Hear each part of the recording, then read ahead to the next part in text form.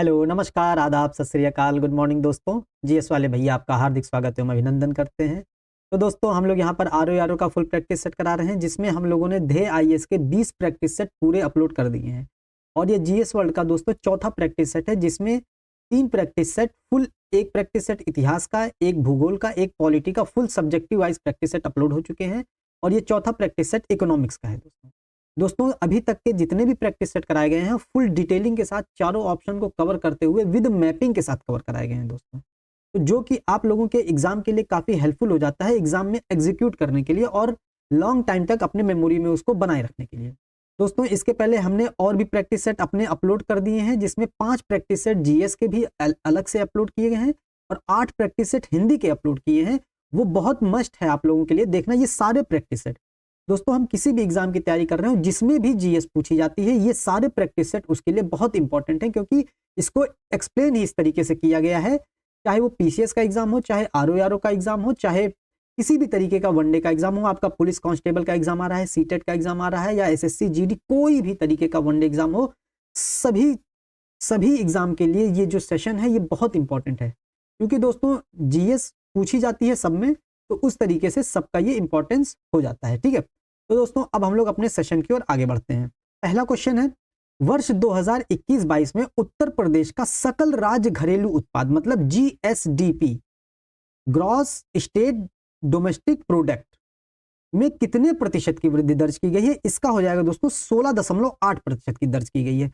दोस्तों जो जीडीपी होता है और जीएसडीपी होता है, इन दोनों में डिफरेंस होता है। जीएसडीपी होता है यही चीज होती है, लेकिन वो राज्य के पर्सपेक्टिव के अनुसार होती है, हर राज्य की अलग अलग होती है। दोस्तों जीडीपी जो होती है वो एक वित्तीय वर्ष में या एक वर्ष में किसी भी राज्य की सीमाओं के भीतर उत्पादित कुल उत्पादन और कुल सेवाओं का जो अंतिम मौद्रिक मूल्य होता है उसको कहते हैं जीडीपी दोस्तों। ठीक है, ये होता है और ये 16.8% उत्तर प्रदेश का जीडीपी है। बहुत इंपॉर्टेंट हो जाता है, जो उत्तर प्रदेश का जीडीपी है पूरे देश का वो 8% है। ये इंपॉर्टेंट है। और ये 2023-24 तक जो अनुमान है ये 19% होने का अनुमान है। ये जो 16.8% है 2023-24 में कितना होने का अनुमान है? 19% होने का अनुमान है। बहुत इंपॉर्टेंट है। दूसरा क्वेश्चन है, उत्तर प्रदेश की राजधानी लखनऊ में यूपी ग्लोबल इन्वेस्टर समिट का सफल आयोजन कब किया गया था? तो दोस्तों 10 से 12 जनवरी 2023 के मध्य किया गया था। जब हम लोगों का पीसीएस का इंटरव्यू था पिछली बार, उसमें दोस्तों ये जो 10 से 12 जनवरी, इसको हम लोगों ने बहुत अच्छे तरीके से तैयार करके गए थे हम लोग उसमें, कि इससे क्वेश्चन पूछे जा सकते हैं, और पूछे भी गए थे इसमें इंटरव्यू में क्वेश्चन हम लोगों से। तो दोस्तों ये इंपॉर्टेंट हो जाता है वनडे एग्जाम के लिए भी। तो कब से कब तक आयोजित हुए थे? 10 से 12 जनवरी 2023 के मध्य आयोजित हुए थे। ठीक है, तीसरा क्वेश्चन है दोस्तों, निम्नलिखित में से उत्तर प्रदेश राज्य को किस योजना में बेहतर प्रयास के तहत भारत में प्रथम स्थान प्राप्त नहीं है? तो ये हृदय योजना है। हृदय योजना दोस्तों विरासत स्थलों के संरक्षण से संबंधित है। ठीक है, ये ध्यान देना है। इसमें नहीं भारत उत्तर प्रदेश को प्रथम स्थान प्राप्त है, बाकी शेष ग्रामीण स्वच्छ शौचालय निर्माण में, एमएसएमई में और स्मार्ट सिटी मिशन में भी इसको पहला स्थान प्राप्त है। और इसके बाद हम लोगों को देखना है, जो उत्तर प्रदेश में जो डीबीटी है, डायरेक्ट बेनिफिट ट्रांसफर के तहत जो लोगों के अकाउंट में पैसा जमा किया जाता है, इसमें भी उत्तर प्रदेश को पहला स्थान प्राप्त है। ठीक है, और गन्ना उत्पादन में, चीनी उत्पादन में उत्तर प्रदेश को पहला स्थान प्राप्त है। क्योंकि गन्ना उत्पादन में पहला स्थान प्राप्त है तो जाहिर सी बात है चीनी उत्पादन में भी हो जाएगा। और गन्ने और चीनी से ही इथेनॉल प्रोडक्शन होता है ना, तो इसीलिए इथेनॉल प्रोडक्शन में भी उत्तर प्रदेश को पहला स्थान प्राप्त है। ये चीज हम लोगों को ध्यान देना है। चौथा क्वेश्चन है, कृषि निवेश पर किसानों को दे अनुदान डीबीटी, यही ना डीबीटी, डायरेक्ट बेनिफिट ट्रांसफर के माध्यम से भुगतान करने वाला देश का पहला राज्य कौन है? तो पहला राज्य इसमें उत्तर प्रदेश हो जाएगा। अभी ऊपर बता चुके हैं इसको। ठीक है, पांचवा क्वेश्चन है, निम्नलिखित में से कौशल विकास नीति को लागू करने वाला देश का प्रथम राज्य, ये भी बहुत इंपॉर्टेंट है, उत्तर प्रदेश है प्रथम राज्य इसमें भी दोस्तों। ठीक है, इसमें से कोई नहीं हो जाएगा आंसर। ठीक है, और उत्तर प्रदेश को इंस्पायरिंग लीडर का जो है किताब मिला हुआ है। ठीक है, ये हम लोगों को ध्यान देना है। सिक्स्थ क्वेश्चन है, निम्नलिखित में से कौन सा ट्रेजरी बिल मुद्रा बाजार से बंद कर दिया गया है? दोस्तों ये 14 दिवसीय जो ट्रेजरी बिल है इसको बंद कर दिया गया है। ट्रेजरी बिल इस समय 3 प्रकार के जारी किए जाते हैं। 91 दिन का, 91 गुणे 2 करेंगे 182, और इसका गुणे 2 करेंगे तो 364 दिन का, मतलब साल भर का पूरा हिसाब किताब बन जाता है। तो 91 और 182 दिन, तो बी और डी इसका आंसर, मतलब दूसरा और तीसरा, मतलब ऑप्शन बी इसका आंसर सही हो जाएगा। दोस्तों जो ट्रेजरी बिल होता है ये सिर्फ और सिर्फ केंद्र सरकार जारी करती है, ठीक है। इसको ट्रेजरी बिल की सिर्फ और सिर्फ केंद्र सरकार जारी करती है और इसको छूट पर जारी किया जाता है। हम लोग देखते हैं जो सरकार होती है वो आय सृजित करती है और आय सृजित करने का एक माध्यम है ट्रेजरी बिल और एक माध्यम है बॉन्ड दोस्तों, ये ध्यान देना है। ट्रेजरी बिल दोस्तों छूट पर जारी की जाती है और बॉन्ड दोस्तों ब्याज पर जारी की जाती है। बॉन्ड ब्याज पर जारी की जाती है। ट्रेजरी बिल ये 191 दिन, 182 दिन, 364 दिन मतलब अल्पकाल के लिए, और बॉन्ड दोस्तों दीर्घकाल के लिए जारी किया जा सकता है। और इसमें एक चीज ध्यान देनी है, जैसे ट्रेजरी बिल छूट पर क्या होता है, जैसे ट्रेजरी बिल की कीमत 100 रुपए होती है मान लेते हैं, वो छूट पर मिलेगी हम लोगों को, मतलब हम लोगों को मान लीजिए हम लोगों को 96 रुपए में मिली, तो हमको छूट पे मिली 4 रुपए। जब उसका मैच्योर पीरियड खत्म हो जाएगा, मैच्योरिटी उसकी आ जाएगी, तो जब हम उसको वापस करने जाएंगे तो हमको 100 रुपए मिलेगा, ठीक है। मतलब ये 4 रुपया हमको एक्स्ट्रा मिलेगा। लेकिन ये जो बॉन्ड होता है, बॉन्ड जो सरकार के द्वारा जारी किया जाता है, इसको हमको ब्याज पर मिलता है। जैसे 100 का आया, 100 का हमने लिया तो हमको 4% मान लीजिए ब्याज मिला, 10% उसको ब्याज मिला। तो ये बॉन्ड जो होता है ब्याज पर आधारित होता है, बाद से बॉन्ड, बाद से ब्याज पर आधारित होता है, ठीक। और ट्रेजरी बिल छूट पर आधारित होता है, ठीक है। ये चीज ध्यान देना है। 7th cash management bill CMB के बारे में निम्नलिखित में से कौन सा कथन सही नहीं है। यह अस्थायी नकदी प्रवाह विसंगतियों को पूरा करने के लिए सरकार द्वारा जारी किया गया अल्पकालिक साधन है। इंपॉर्टेंट है, अल्पकालिक साधन ही है, तो ये स्टेटमेंट सही हो जाएगा दोस्तों, ठीक है। कैश सीएमबी मतलब कैश मैनेजमेंट बिल मतलब नकद प्रबंधन बिल, नगद को प्रबंधित करना, पैसे को प्रबंधित करने के लिए सरकार द्वारा ये जो अल्पकालिक साधन है दोस्तों सीएमबी, ठीक है, इंपॉर्टेंट है।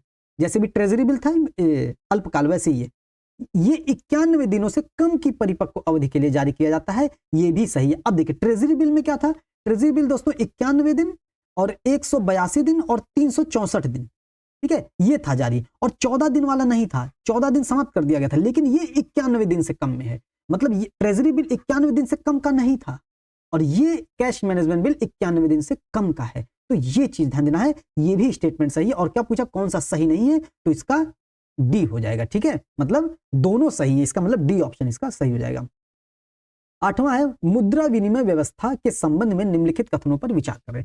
मुद्रा विनिमय व्यवस्था होती है दोस्तों मुद्राओं को एक्सचेंज करने वाली व्यवस्था। जब एक देश दूसरे देश के साथ व्यापार करता है तो हम लोगों को ये बाध्यता नहीं होती कि हम डॉलर में ही व्यापार करें, हम पाउंड में ही व्यापार करें। हम मान लीजिए व्यापार भारत और रूस के साथ कर रहे हैं, तो हम मुद्रा विनिमय व्यवस्था के माध्यम से व्यापार करेंगे। मतलब जो व्यापार का लेन देन होगा हम रुपए में कर सकते हैं, हम रूबल में कर सकते हैं। ऐसे ही भारत सरकार के द्वारा जापान के साथ एक योजना लाई गई थी, स्वैप योजना दोस्तों।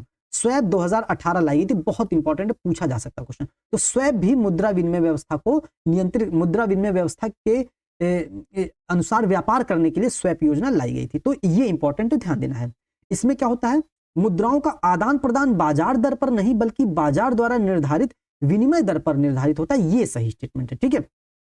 व्यवस्था से बाहर के विवादों का निपटारा देशों के भीतर ही किया जाता है, तो ये भी सही है, तो इसका सी सही हो जाएगा, ठीक है, ये इंपॉर्टेंट है। अब 9th क्वेश्चन है निम्नलिखित में से कौन सा एक वैकल्पिक धन का उदाहरण, मतलब वैकल्पिक धन।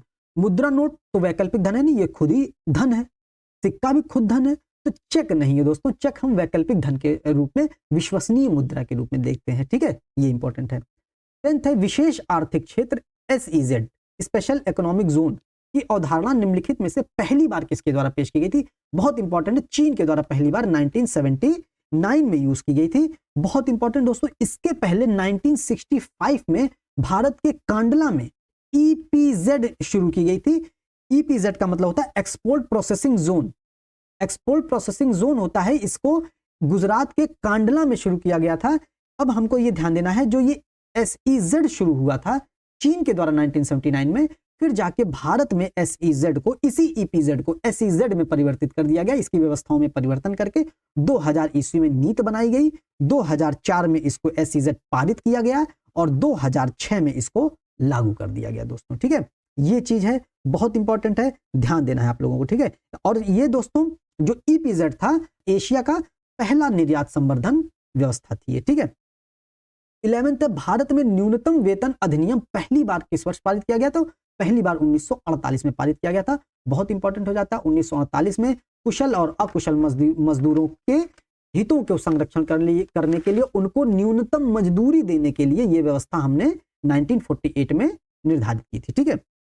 12th क्वेश्चन आ जाता है, निम्नलिखित में से मानव सूचकांक किसके द्वारा विकसित किया गया था? मानव सूचकांक महबूब उल हक और अमर्त्य सेन के द्वारा निर्धारित किया गया था। और अमर्त्य सेन को दोस्तों कल्याणकारी अर्थशास्त्र के लिए 1998 में अर्थशास्त्र में नोबेल पुरस्कार मिला था। ठीक है, ये चीज हमको ध्यान देनी है। और ये जो मानव विकास सूचकांक है, इसमें सूचकांक 0 से 1 तक संदर्भित होते हैं। ठीक है, और इसमें 3 चीजें देखी जाती हैं, जीवन प्रत्याशा, शिक्षा हो गया, और जीवन स्तर देखा जाता है। ठीक है, जीवन स्तर मतलब उनकी क्रय शक्ति क्षमता, उनकी आय देखी जाती है। ठीक है, जीवन प्रत्याशा, शिक्षा और आय देखा जाता है। ठीक है, 13th है, निम्नलिखित में से एग मार्क किसके मानक की गारंटी है? तो एग मार्क दोस्तों गुणवत्ता मानक की गारंटी है। ठीक, 14th है, निम्नलिखित में से संतुलन कीमत कौन सी कीमत होती है? संतुलन कीमत वह कीमत होती है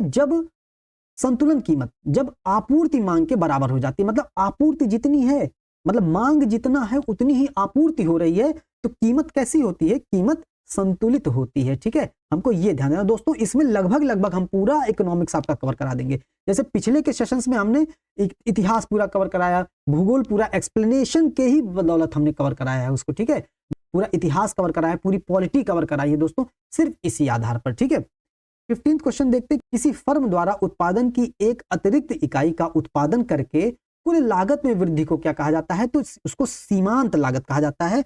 बहुत इंपॉर्टेंट होता है। सीमांत लागत क्या होता है? कुल उत्पादन लागत में जो परिवर्तन होता है एक इकाई परिवर्तन करने में, मतलब एक इकाई परिवर्तन, एक इकाई यूनिट अतिरिक्त उत्पादन करने में हमको कितना लागत लगाया जा रहा है, वो होती है सीमांत लागत दोस्तों। ठीक है, ये ध्यान देना है। और परिवर्तनीय लागत क्या होता है? जब विनिर्माण गतिविधि में परिवर्तन हो जाता है और उसके परिवर्तन से हमारी कितनी लागत में परिवर्तन हो रहा है, वो होता है परिवर्तनीय लागत। ठीक है, तो ये चीजें हमको ध्यान देनी है। और औसत लागत क्या होता है? उत्पादन की प्रति इकाई में कितना लागत लग रहा है, ये होता है औसत लागत दोस्तों। ठीक है, तो परिवर्तन लागत, औसत लागत और सीमांत लागत आप लोगों को नहीं पता होगा तो नोट कर लीजिएगा। ठीक है, 16th है, निम्नलिखित में से कौन सी गतिविधि उत्पादन में शामिल नहीं है? उत्पादन में शामिल कौन सी नहीं है?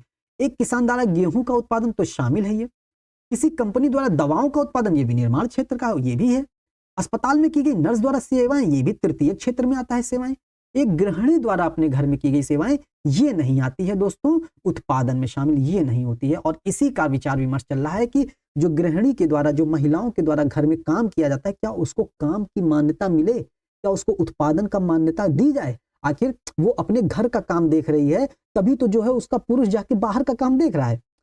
अगर वो घर का काम ना देखे अच्छे से, घर का काम ना ढंग से करे या घर का काम ना करे, तो पुरुष का वहां का कार्य प्रभावित होगा, बाहर का, उसका बाहर का उत्पादन लागत में उत्पादन नहीं हो पाएगा, या उत्पादन उसका दुष्प्रभावित हो किसी कारण से, तो उसके बाहर पैसा कमाने में, उसके बाहर के उत्पादन करने में घर का भी योगदान है। जो महिला घर के भीतर काम कर रही है उसका भी योगदान है। तो इसके कार्य को मान्यता अभी तक नहीं मिली है, जो कि मान्यता मिली जानी चाहिए। ठीक है, अब देखते हैं दोस्तों 17वां क्वेश्चन क्या है।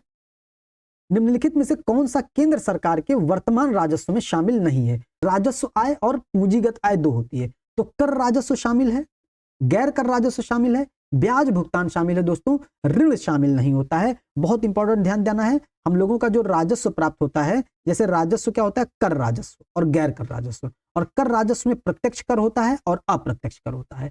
प्रत्यक्ष कर में हम लोग देखते हैं आय कर होता है, निगम कर होता है, और अप्रत्यक्ष कर में हम लोग देखते हैं जीएसटी होता है, उत्पादन शुल्क होता है और सीमा शुल्क होता है। ठीक है, तो ये सब कर राजस्व और गैर कर राजस्व में आ जाते हैं। ठीक है, नहीं, ये सब कर राजस्व में आ जाते हैं। और गैर कर राजस्व में आ जाते हैं जैसे जो कर के माध्यम से नहीं प्राप्त होती हैं, जैसे फीस हो गई, जो फीस हम लोग देखते हैं, शुल्क देते हैं, ये सारी चीजें आ जाती हैं गैर कर राजस्व में दोस्तों। ठीक है, ये चीज हम लोग ध्यान देनी है। ब्याज भुगतान हो गया, ठीक है, लाभ लाभांश हो गया, ये सब गैर कर राजस्व में आते हैं। ठीक, 18th क्वेश्चन है, निम्नलिखित में से कौन सा मानव सूचकांक का एक आयाम नहीं है? अभी ऊपर डिस्कस कर चुके हैं। मानव सूचकांक का एक आयाम जीवन प्रत्याशा है, ज्ञान मतलब शिक्षा है, जीवन स्तर मतलब क्रय शक्ति है, मतलब आय है उनकी, सामाजिक स्थिति नहीं है, तो सामाजिक स्थिति नहीं पूछा है, तो सी ऑप्शन सही हो जाएगा। ठीक है, 19th है, निम्नलिखित में से कौन सी आय असमानताओं का सबसे उपयुक्त कारण है?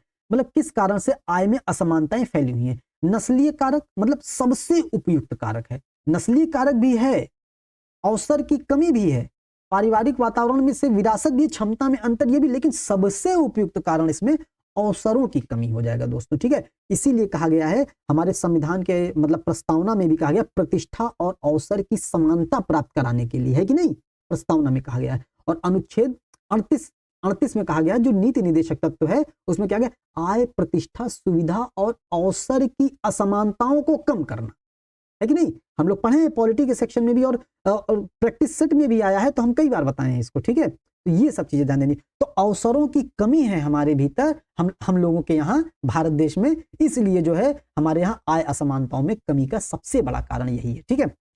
20th है, निम्नलिखित में से पूंजी बाजार का कौन नियामक करता है दोस्तों, बहुत इंपॉर्टेंट, पूंजी बाजार का सेबी नियामक है, ठीक है। सेबी मतलब ये हो गया, ठीक, securities exchange board of India हो गया। इसकी स्थापना दोस्तों बहुत इंपॉर्टेंट 1988 में की गई थी और 1992 में एक्ट लाया गया था दोस्तों, ठीक है, बहुत इंपॉर्टेंट है। हम लोग अमूमन देखते हैं कि एक्ट पहले आता है, गठन बाद में होता है, लेकिन इसमें क्या हुआ, इसको गठित पहले किया गया, फिर 1992 एक्ट के तहत इसको सांविधिक दर्जा दिया गया या विधिक दर्जा दिया गया या कानूनी दर्जा दिया गया, ठीक है। ऐसा क्यों होता है, इसको कानूनी दर्जा क्यों दिया जाता है, क्योंकि हर्षद मेहता कांड कर देते हैं ना वो, तो इस वजह से जो है इसको पूंजी बाजार को विनियमित करने के लिए सेबी एक्ट लाया गया दोस्तों, ठीक है। और ये IRDA जो है, insurance regulatory development authority of India, इसका मुख्यालय कहाँ है, हैदराबाद में है, ठीक है। ये हम लोगों को ध्यान देना है। 21 निम्नलिखित में से पूंजीवादी अर्थव्यवस्था की मुख्य विशेषता क्या है। मुख्य विशेषता पूंजीवादी अर्थव्यवस्था की, प्रशासित कीमतें, मतलब कीमतें अगर प्रशासित की जाएंगी तो सरकार के द्वारा की जाएंगी, तो सरकार हस्तक्षेप कर रही तो नहीं होगा ये। सार्वजनिक स्वामित्व, तो सार्वजनिक स्वामित्व है, समाजवादी व्यवस्था होगी, ये भी नहीं है। आर्थिक योजना सरकार के द्वारा लाई जाती है, तो ये भी नहीं होगा। निजी स्वामित्व होता है पूंजीवादी अर्थव्यवस्था का प्रमुख विशेषता दोस्तों, ठीक है। 22 है, मिश्रित अर्थव्यवस्था मुख्यतः किसके द्वारा कार्य करती है। ये देखना है, बाजार तंत्र के द्वारा नहीं, बाजार तंत्र के द्वारा पूंजीवादी अर्थव्यवस्था काम करती है। केंद्रीय आवंटन मशीनरी, ये भी नहीं होगा।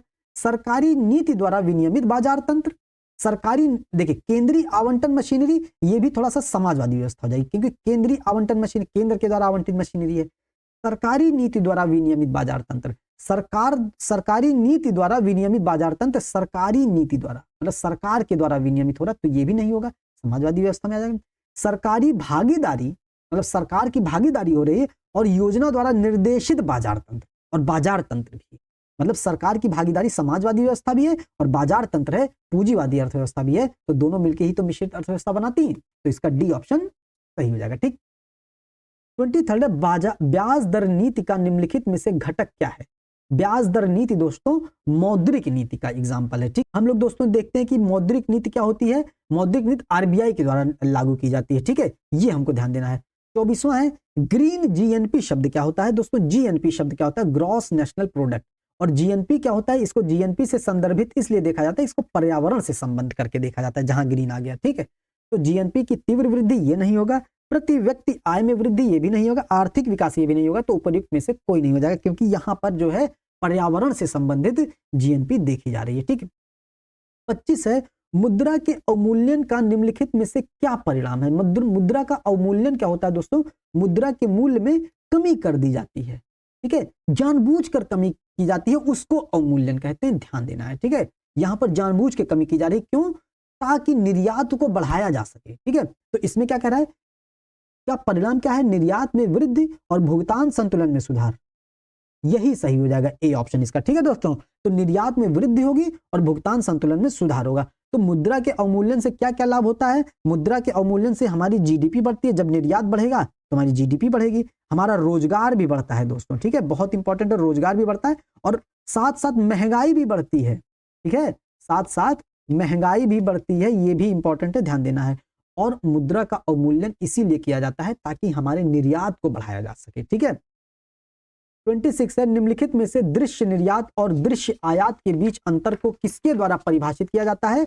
तो इसका दृश्य निर्यात और दृश्य आयात दोस्तों व्यापार संतुलन हो जाता है, ठीक है।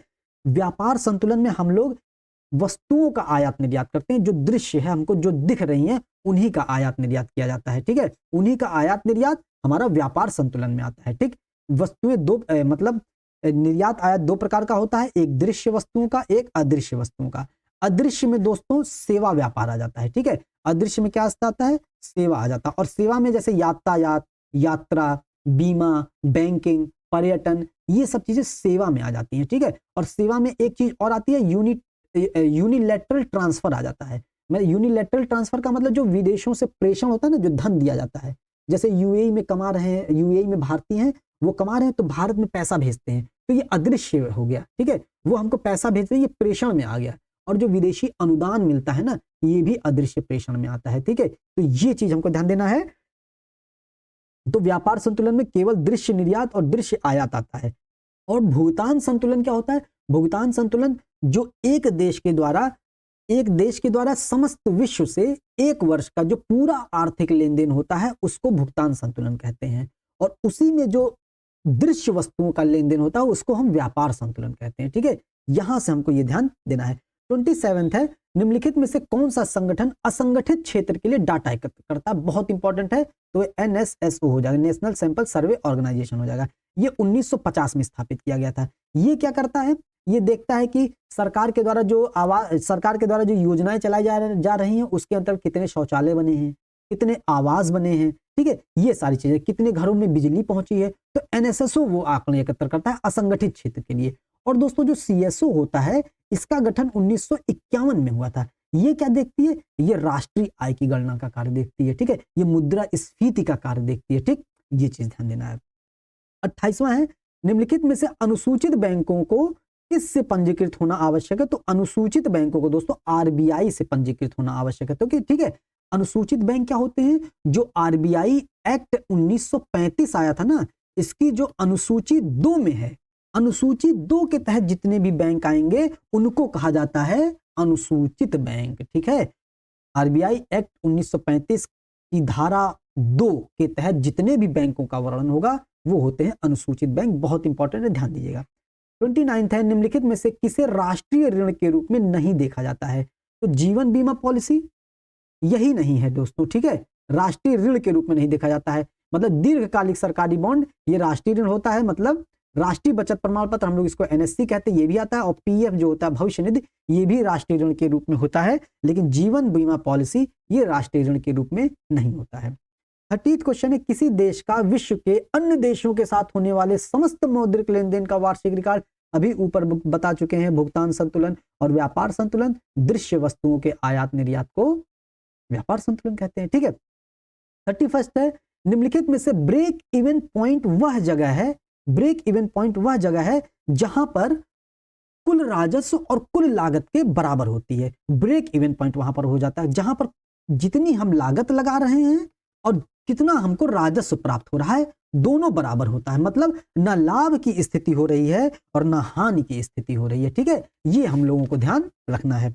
अगला 32 है, आय के निर्धारण करते समय निम्नलिखित में से किस मद पर व्यय को निवेश नहीं माना जाता है? तो कारखाने का निर्माण करेंगे तो निवेश माना जाएगा, कंप्यूटर निवेश माना जाएगा, बिना बिके वस्तुओं को स्टॉक में वृद्धि ये नहीं माना जाएगा, मतलब हमारा सामान बिक नहीं रहा है और हम स्टॉक में वृद्धि कर रहे हैं तो क्या ये निवेश माना जाएगा? निवेश नहीं माना जाएगा, ठीक है। तो संयुक्त स्टॉक कंपनी में स्टॉक और शेयर ये माना जाता है, C ऑप्शन नहीं माना जाता है। 33 है, बाजार स्थिरीकरण योजना MSS के संबंध में निम्नलिखित कथनों पर विचार करना है। बाजार स्थिरीकरण दोस्तों मतलब बाजार को स्थिर किया जाना, बाजार को स्थिर करने का कार्य दोस्तों RBI करती है। RBI सरकार की तरफ से ट्रेजरी बिल जारी करती है, अभी पढ़ चुके ना ट्रेजरी बिल, 91 दिन, 182 दिन, 364 दिन, है कि नहीं, अल्पकाल के लिए छूट पर ट्रेजरी बिल केवल केंद्र सरकार के द्वारा, केंद्र सरकार की तरफ से RBI जारी करती है कि नहीं, तो वो बाजार को स्थिरीकरण करने की योजना है। तरलता अगर बाजार में नहीं है तो तरलता फेंकना, बाजार में तरलता ज्यादा हो गई तो तरलता को अवशोषित करना, ये सब RBI का कार्य है केंद्र सरकार की तरफ से, ठीक। तो ये हमको देखना है बाजार स्थिरीकरण योजना क्या है। यह तरलता को कम करने और मुद्रा बाजार को नियंत्रण में लाने के लिए वाणिज्यिक बैंकों द्वारा उपयोग किया जाने वाला एक उपकरण है, ठीक है, सही बात है। इसकी शुरुआत 2008 के वित्तीय संकट के बाद रघुराम राजन ने की थी, ये गलत स्टेटमेंट है। इसकी शुरुआत 2004 में YV रेड्डी की अनुशंसा पर आई थी, ठीक है दोस्तों। तो ये दूसरा स्टेटमेंट गलत हो जाएगा, तो कौन सा सही है? तो केवल एक इसका सही हो जाएगा दोस्तों, ठीक है। ये बाजार स्थिरीकरण योजना दोस्तों बाजार को स्थिर करने की योजना है और ये वाणिज्यिक बैंकों के द्वारा लाई जाती है, ठीक। और बाजार स्थिरीकरण, बाजार को स्थिर किया जाता है किसके द्वारा? एक अन्य कारक है RBI के द्वारा भी स्थिर किया जाता है, लेकिन ये जो बाजार स्थिरीकरण योजना है MSS है, ये वाणिज्यिक बैंकों के द्वारा ही लाया जाता है, ठीक। 34 है, निम्नलिखित में से कौन सी संस्था तरलता समायोजन सुविधा के तहत भारतीय रिजर्व बैंक से धन जुटाने या उसके पास अतिरिक्त धन जमा करने के लिए पात्र है? तो दोस्तों LAF होता है, लिक्विडिटी एडजस्टमेंट फैसिलिटी। ठीक है, लिक्विडिटी एडजस्टमेंट फैसिलिटी क्या होता है दोस्तों? बाजार में तरलता है कि नहीं है उसको समायोजित करने का कार्य करती है। RR और RRR के माध्यम से इसको नियंत्रित करने का कार्य RBI के द्वारा किया जाता है। ठीक है, RBI RR और RRR को संयोजित करती है, ठीक है, समायोजित करती है। उसी को कहते हैं LAF, लिक्विडिटी एडजस्टमेंट फैसिलिटी या तरलता समायोजन सुविधा। ठीक है, अब इसमें क्या कह रहा है कि धन जमा करने के लिए पात्र कौन कौन से? प्राथमिक व्यापारी, व्यापारी आएगा ही नहीं। जब RR RRR को संयोजित किया जा रहा है तो व्यापारी कहां से आएगा? है कि नहीं? आएगा ही नहीं। वो अनुसूचित वाणिज्यिक बैंक आएगा भैया। जो RBI एक्ट 1935 की धारा 2 के तहत जितने भी सूची बैंक हैं वो अनुसूचित बैंक आते हैं, वो है। और क्षेत्रीय ग्रामीण बैंक भी आएगा। ठीक है, तो ये 2 और 3 इसमें आ जाएगा दोस्तों। ठीक है, ये हमको ध्यान देना। RR क्या होता है? बहुत इंपॉर्टेंट है। और RRR क्या होता है? ये भी बहुत इंपॉर्टेंट पूछा जाता है एग्जाम में। ठीक है, RR क्या होता है? RBI से नगद प्राप्त करते हैं बैंक लोग किसी निश्चित ब्याज दर पर। RR के माध्यम से बैंक जो होते हैं RBI से नगद प्राप्त करते हैं। और RR कितना है वर्तमान में? 6.50 है RR। ठीक है, इंपॉर्टेंट नोट कर लीजिएगा, एग्जाम में पूछा जाता है। और RRR वर्तमान में कितना है? 3.35 है। इसमें क्या होता है? RBI को नगद दिया जाता है, मतलब RBI को नगद जमा किया जाता है। RBI में बैंक जो होता है नगद जमा करते हैं। ठीक है, जब बैंकों के पास ज्यादा पैसा हो जाता है, बाजार में तरलता ज्यादा हो जाती है, तो RRR का प्रयोग किया जाता है। और RRR के माध्यम से बैंकों से पैसा कहां जमा कर दिया जाता है? RBI में जमा कर दिया जाता है। तब जाके बाजार की तरलता अवशोषित की जाती है। ठीक है, और जब बाजार में पैसा देना होता है तो RR के माध्यम से दिया जाता है कि नहीं, बैंकों को पैसा दिया जाता है। बैंकों को पैसा RBI दे देती है कुछ निश्चित ब्याज दर पर, कुछ निश्चित रेट पर। ये रेट कितना है? 6.5। ठीक है, ये इंपॉर्टेंट ध्यान दीजिएगा। 35 है, किसी देश में श्रम, भूमि या पूंजी की सेवाओं के लिए प्राप्त आय का योग क्या कहलाता है? सकल घरेलू आय कहलाता है दोस्तों। ठीक है, ध्यान देना है। और सकल घरेलू उत्पाद क्या होता है? Gross domestic product. GDP क्या होता है कि एक वित्तीय वर्ष में किसी देश की सीमा के भीतर उत्पादित कुल वस्तुओं और सेवाओं का अंतिम मूल्य होता है GDP। ठीक है, और GDP पहले ये एक होता है GVA, ग्रॉस वैल्यू एडेड, फिर इससे GDP, ग्रॉस डोमेस्टिक प्रोडक्ट, फिर यहां से GNP, ग्रॉस नेशनल प्रोडक्ट, फिर यहां से NNP आता है, नेट नेशनल प्रोडक्ट। ये एक क्रम है, इसको आप लोगों को ध्यान देना है। जो देश की राष्ट्रीय आय होती है, जो राष्ट्रीय आय मापने का सबसे अच्छा तरीका होता है वो NNP होता है, नेट नेशनल प्रोडक्ट। इसको पहले फैक्टर कॉस्ट पे मापा जाता था। ठीक है, अब फैक्टर कॉस्ट पे नहीं मापा जाता है, अब इसको मार्केट प्राइस पे मापा जाता है या कॉस्ट प्राइस पे मापा जाता है, CP पे मापा जाता है। ये इंपॉर्टेंट है, ध्यान दीजिएगा। अभी ये सब चीजें आगे मिलेगी तो और अच्छे से बता देंगे। ठीक, 36 है, सकल राष्ट्रीय उत्पाद मतलब GNP। देखिए आ गया GNP, अभी बता देते हैं। ठीक, GNP की गणना करते समय निम्नलिखित में से किसकी आवश्यकता नहीं होती है? तो दोस्तों इसमें शुद्ध निवेश की आवश्यकता होती है, निजी निवेश की आवश्यकता होती है, नागरिकों की प्रति व्यक्ति आय की आवश्यकता नहीं होती है, और सरकार द्वारा माल की खरीद की आवश्यकता होती है दोस्तों। ठीक है, तो C की आवश्यकता नहीं होती। जो GNP होता है ग्रॉस नेशनल प्रोडक्ट होता है दोस्तों। ये होता क्या है? ये GDP जो होता है ना, gross domestic product. Gross domestic product में क्या होता है कि हमारे देश के भीतर उत्पादित कुल वस्तुओं और सेवाओं का अंतिम मूल्य होता है। मतलब देश के भीतर चाहे वो विदेशियों के द्वारा उत्पादन किया गया हो, चाहे वो देश के नागरिकों के द्वारा उत्पादन किया गया हो, इसमें सब शामिल कर लिया जाता है। लेकिन जो GNP होता है ग्रॉस नेशनल प्रोडक्ट, इसमें नेशनल आ जा रहा है। तो नेशनल का मतलब सिर्फ और सिर्फ नेशनलिटी वालों को, मतलब सिर्फ और सिर्फ भारत के लोगों के लिए। ठीक है, ध्यान दीजिएगा, मतलब भारत के लोगों के द्वारा उत्पादन किया जाता है। जो अगर भारत का कोई व्यक्ति विदेशों में उत्पादन कर रहा है तो उसको ऐड कर दिया जाता है, और यदि कोई विदेशी भारत में उत्पादन कर रहा है तो उसको घटा दिया जाता है। तो ये आ जाता है हमारा GNP दोस्तों। ठीक है, ये इंपॉर्टेंट है, ध्यान दीजिएगा। ठीक, 37 है, भारतीय कृषि की विशेषता निम्नलिखित में से किस प्रकार की? भारतीय कृषि में किस प्रकार की विशेषता है? क्या भूमि की अधिकता है? नहीं है, ये भी नहीं होगा। भूमि की कमी है, तो ये हो सकता है दोनों में। और श्रम की कमी है क्या भारत में? भारत में श्रम की कमी नहीं, भारत में श्रम अधिशेष है। तो भूमि की कमी है लेकिन श्रम अधिशेष है। मजदूर लोग बहुत हैं, श्रमिक लोग बहुत हैं, काम करने वाले बहुत हैं, लेकिन कमी है काम की हमारे यहाँ, भूमि की कमी है। ठीक है, ये चीज हो जाएगा।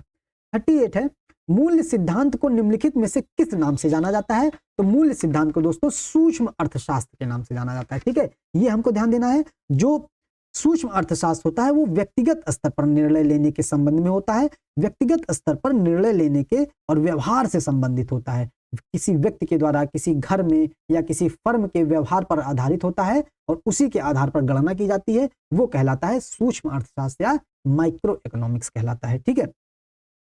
39 है, निम्नलिखित में से कृषि उत्पादों का उन्नयन एवं मानकीकरण किसके माध्यम से किया जाता है? तो विपणन एवं निरीक्षण निदेशालय के माध्यम से किया जाता है। ठीक। 40 है, निम्नलिखित में से जब बहुत अधिक पैसा बहुत कम वस्तुओं की खरीद का माध्यम बन रहा हो तो स्थिति ऐसी होती है, मतलब बहुत अधिक पैसा हो और कम वस्तुएं बच गई हैं तो महंगाई हो जाती है, मुद्रास्फीति हो जाती है कि नहीं? मुद्रास्फीति में क्या हो जाता है कि वस्तु और सेवाओं का मूल्य बढ़ जाता है, ठीक है, लेकिन वस्तुएं क्या होती हैं? कम हो जाती हैं। और मंदी में दोस्तों क्या होता है? मंदी में लोग खर्च कम कर देते हैं अपना, ठीक है, मंदी में खर्च कम कर देते हैं। अब अपस्फीति में क्या हो जाता है? मुद्रास्फीति का उल्टा हो जाता है। जैसे मुद्रास्फीति में वस्तु और सेवाओं की कीमतें बढ़ जाती हैं, वस्तु और सेवा का मूल्य जो होता है बढ़ जाता है, और अपस्फीति में क्या होता है? वस्तु और सेवा का मूल्य कम हो जाता है। ठीक है। और स्टैगफ्लेशन बहुत खतरनाक स्थिति है। स्टैग मतलब मंदी और फ्लेशन मतलब महंगाई, मतलब मंदी भी इसमें होती है और महंगाई भी इसमें होती है, तो सबसे खतरनाक स्थिति है। और इसमें रोजगार भी बहुत बेतहाशा हालत में गिर जाता है, बेरोजगारी बहुत बढ़ जाती है इसमें। ठीक है, ये ध्यान देना है। 41 है, भारतीय निर्यात के तीव्र विस्तार का निम्नलिखित में से एक मुख्य कारण क्या है? कि निर्यात को किस प्रकार से तीव्र विस्तार किया जाए? आयात शुल्क लगाना, आयात शुल्क लगाना। तो आयात शुल्क लगाते हैं तो आयात जो करते हैं वो महंगा हो जाता है, हमारे निर्यात को बढ़ावा मिलता है। लेकिन कह रहा है एक मुख्य कारण क्या? ये कारण है अर्थव्यवस्था का उदारीकरण करना, कारण है, लेकिन सबसे मुख्य कारण बताना है अन्य देशों की मंदी, ये नहीं है। निर्यात का विविधीकरण, जब हम निर्यात के रास्ते को खोलते हैं, निर्यात को विविधीकरण करते हैं, बहुत सारे प्रकार के निर्यातों का हम जो है मतलब बढ़ावा देते हैं, तो ये होता है निर्यात का विविधीकरण। निर्यात के क्षेत्रों को बढ़ावा देते हैं तो वो होता है निर्यात का विविधीकरण। तो सबसे उपयुक्त यही हो जाएगा। ठीक है।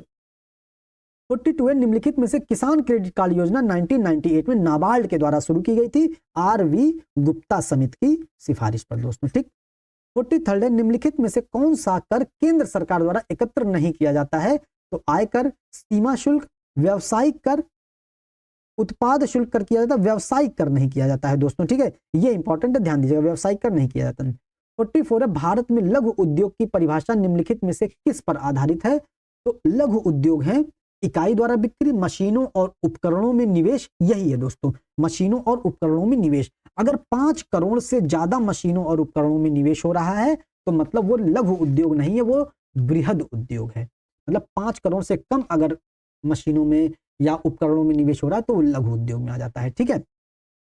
45 है, निम्नलिखित में से क्रय शक्ति समता सिद्धांत किससे संबंधित है? तो क्रय शक्ति समता दोस्तों विनिमय दर से संबंधित है, इंपॉर्टेंट है, ध्यान देना है।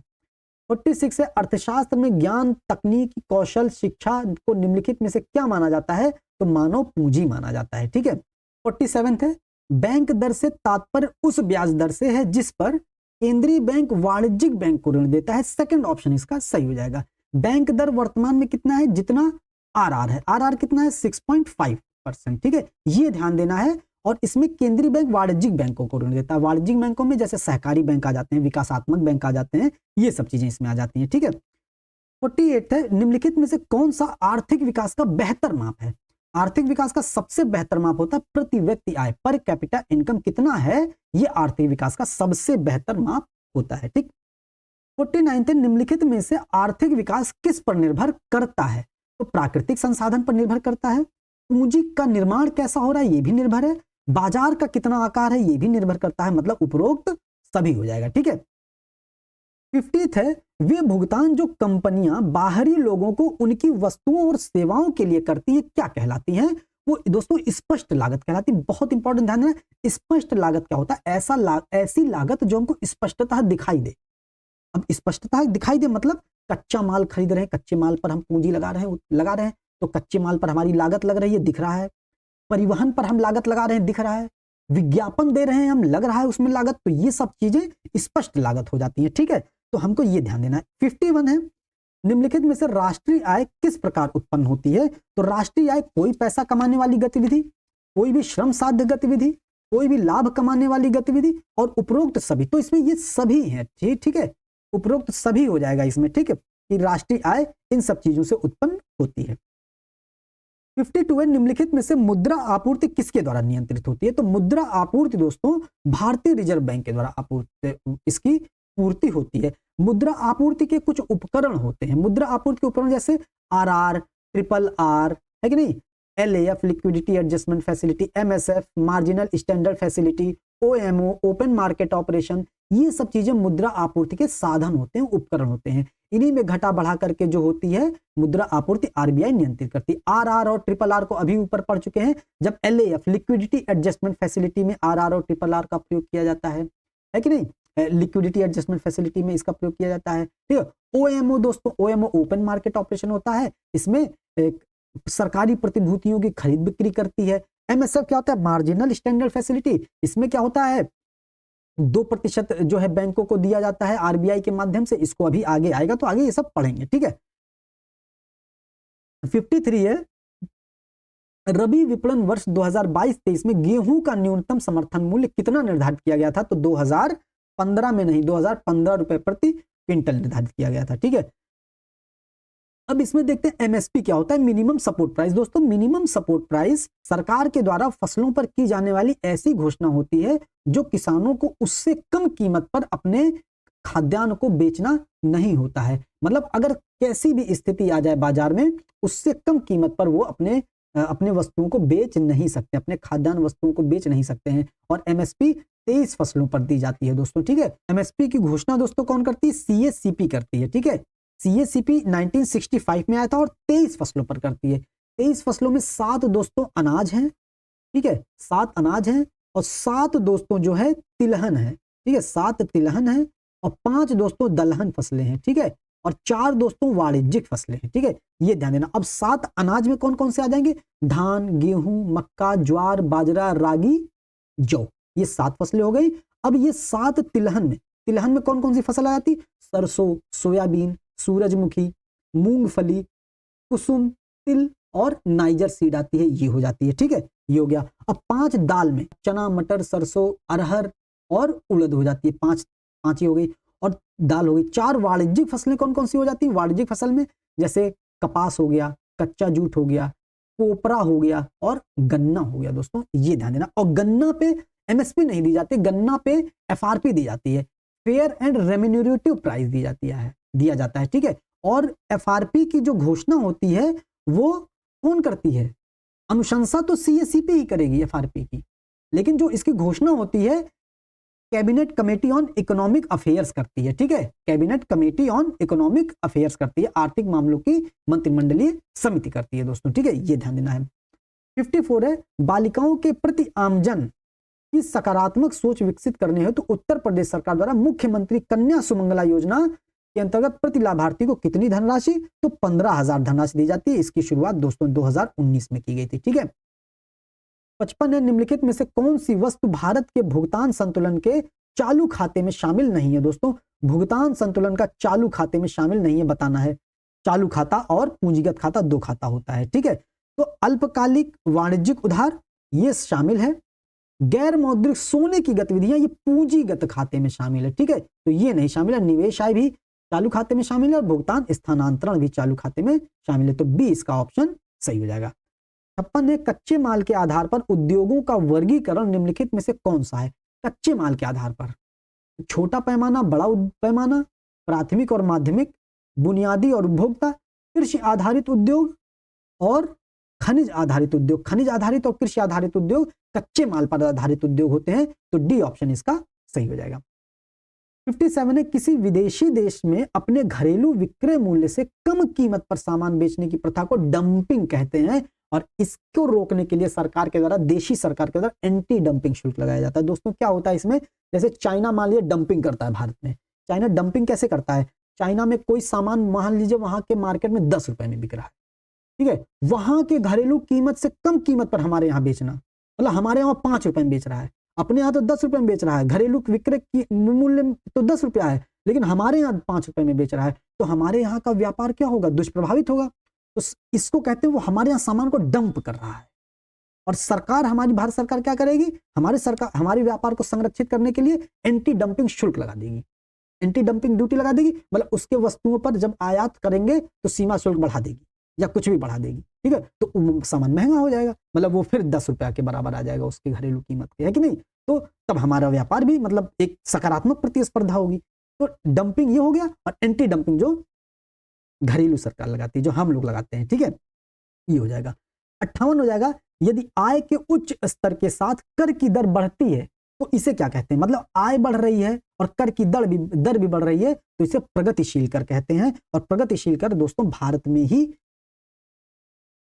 लागू की जाती है। आनुपातिक कर क्या होता है, आय का एक निश्चित अनुपात बढ़ता है और उसी अनुपात में प्रतिशत भी कर भी बढ़ रहा है, ठीक है, ये हो गया। और प्रतिगामी कर क्या होता है, आय बढ़ती है लेकिन कर की दर घट जाती है, ये होता है प्रतिगामी शुल्क। प्रतिगामी कर जो है अमेरिका में लगाया जाता है, ठीक है। 59 है, किसी अर्थव्यवस्था में पूंजी निर्माण निम्नलिखित में से किस पर निर्भर करता है।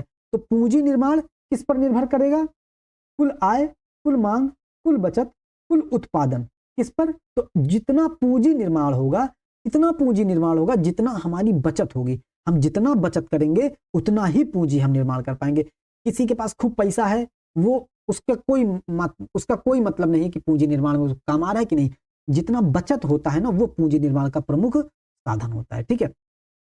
60 है, निम्नलिखित में से कौन श्रम की आपूर्ति का निर्धारण नहीं करता है।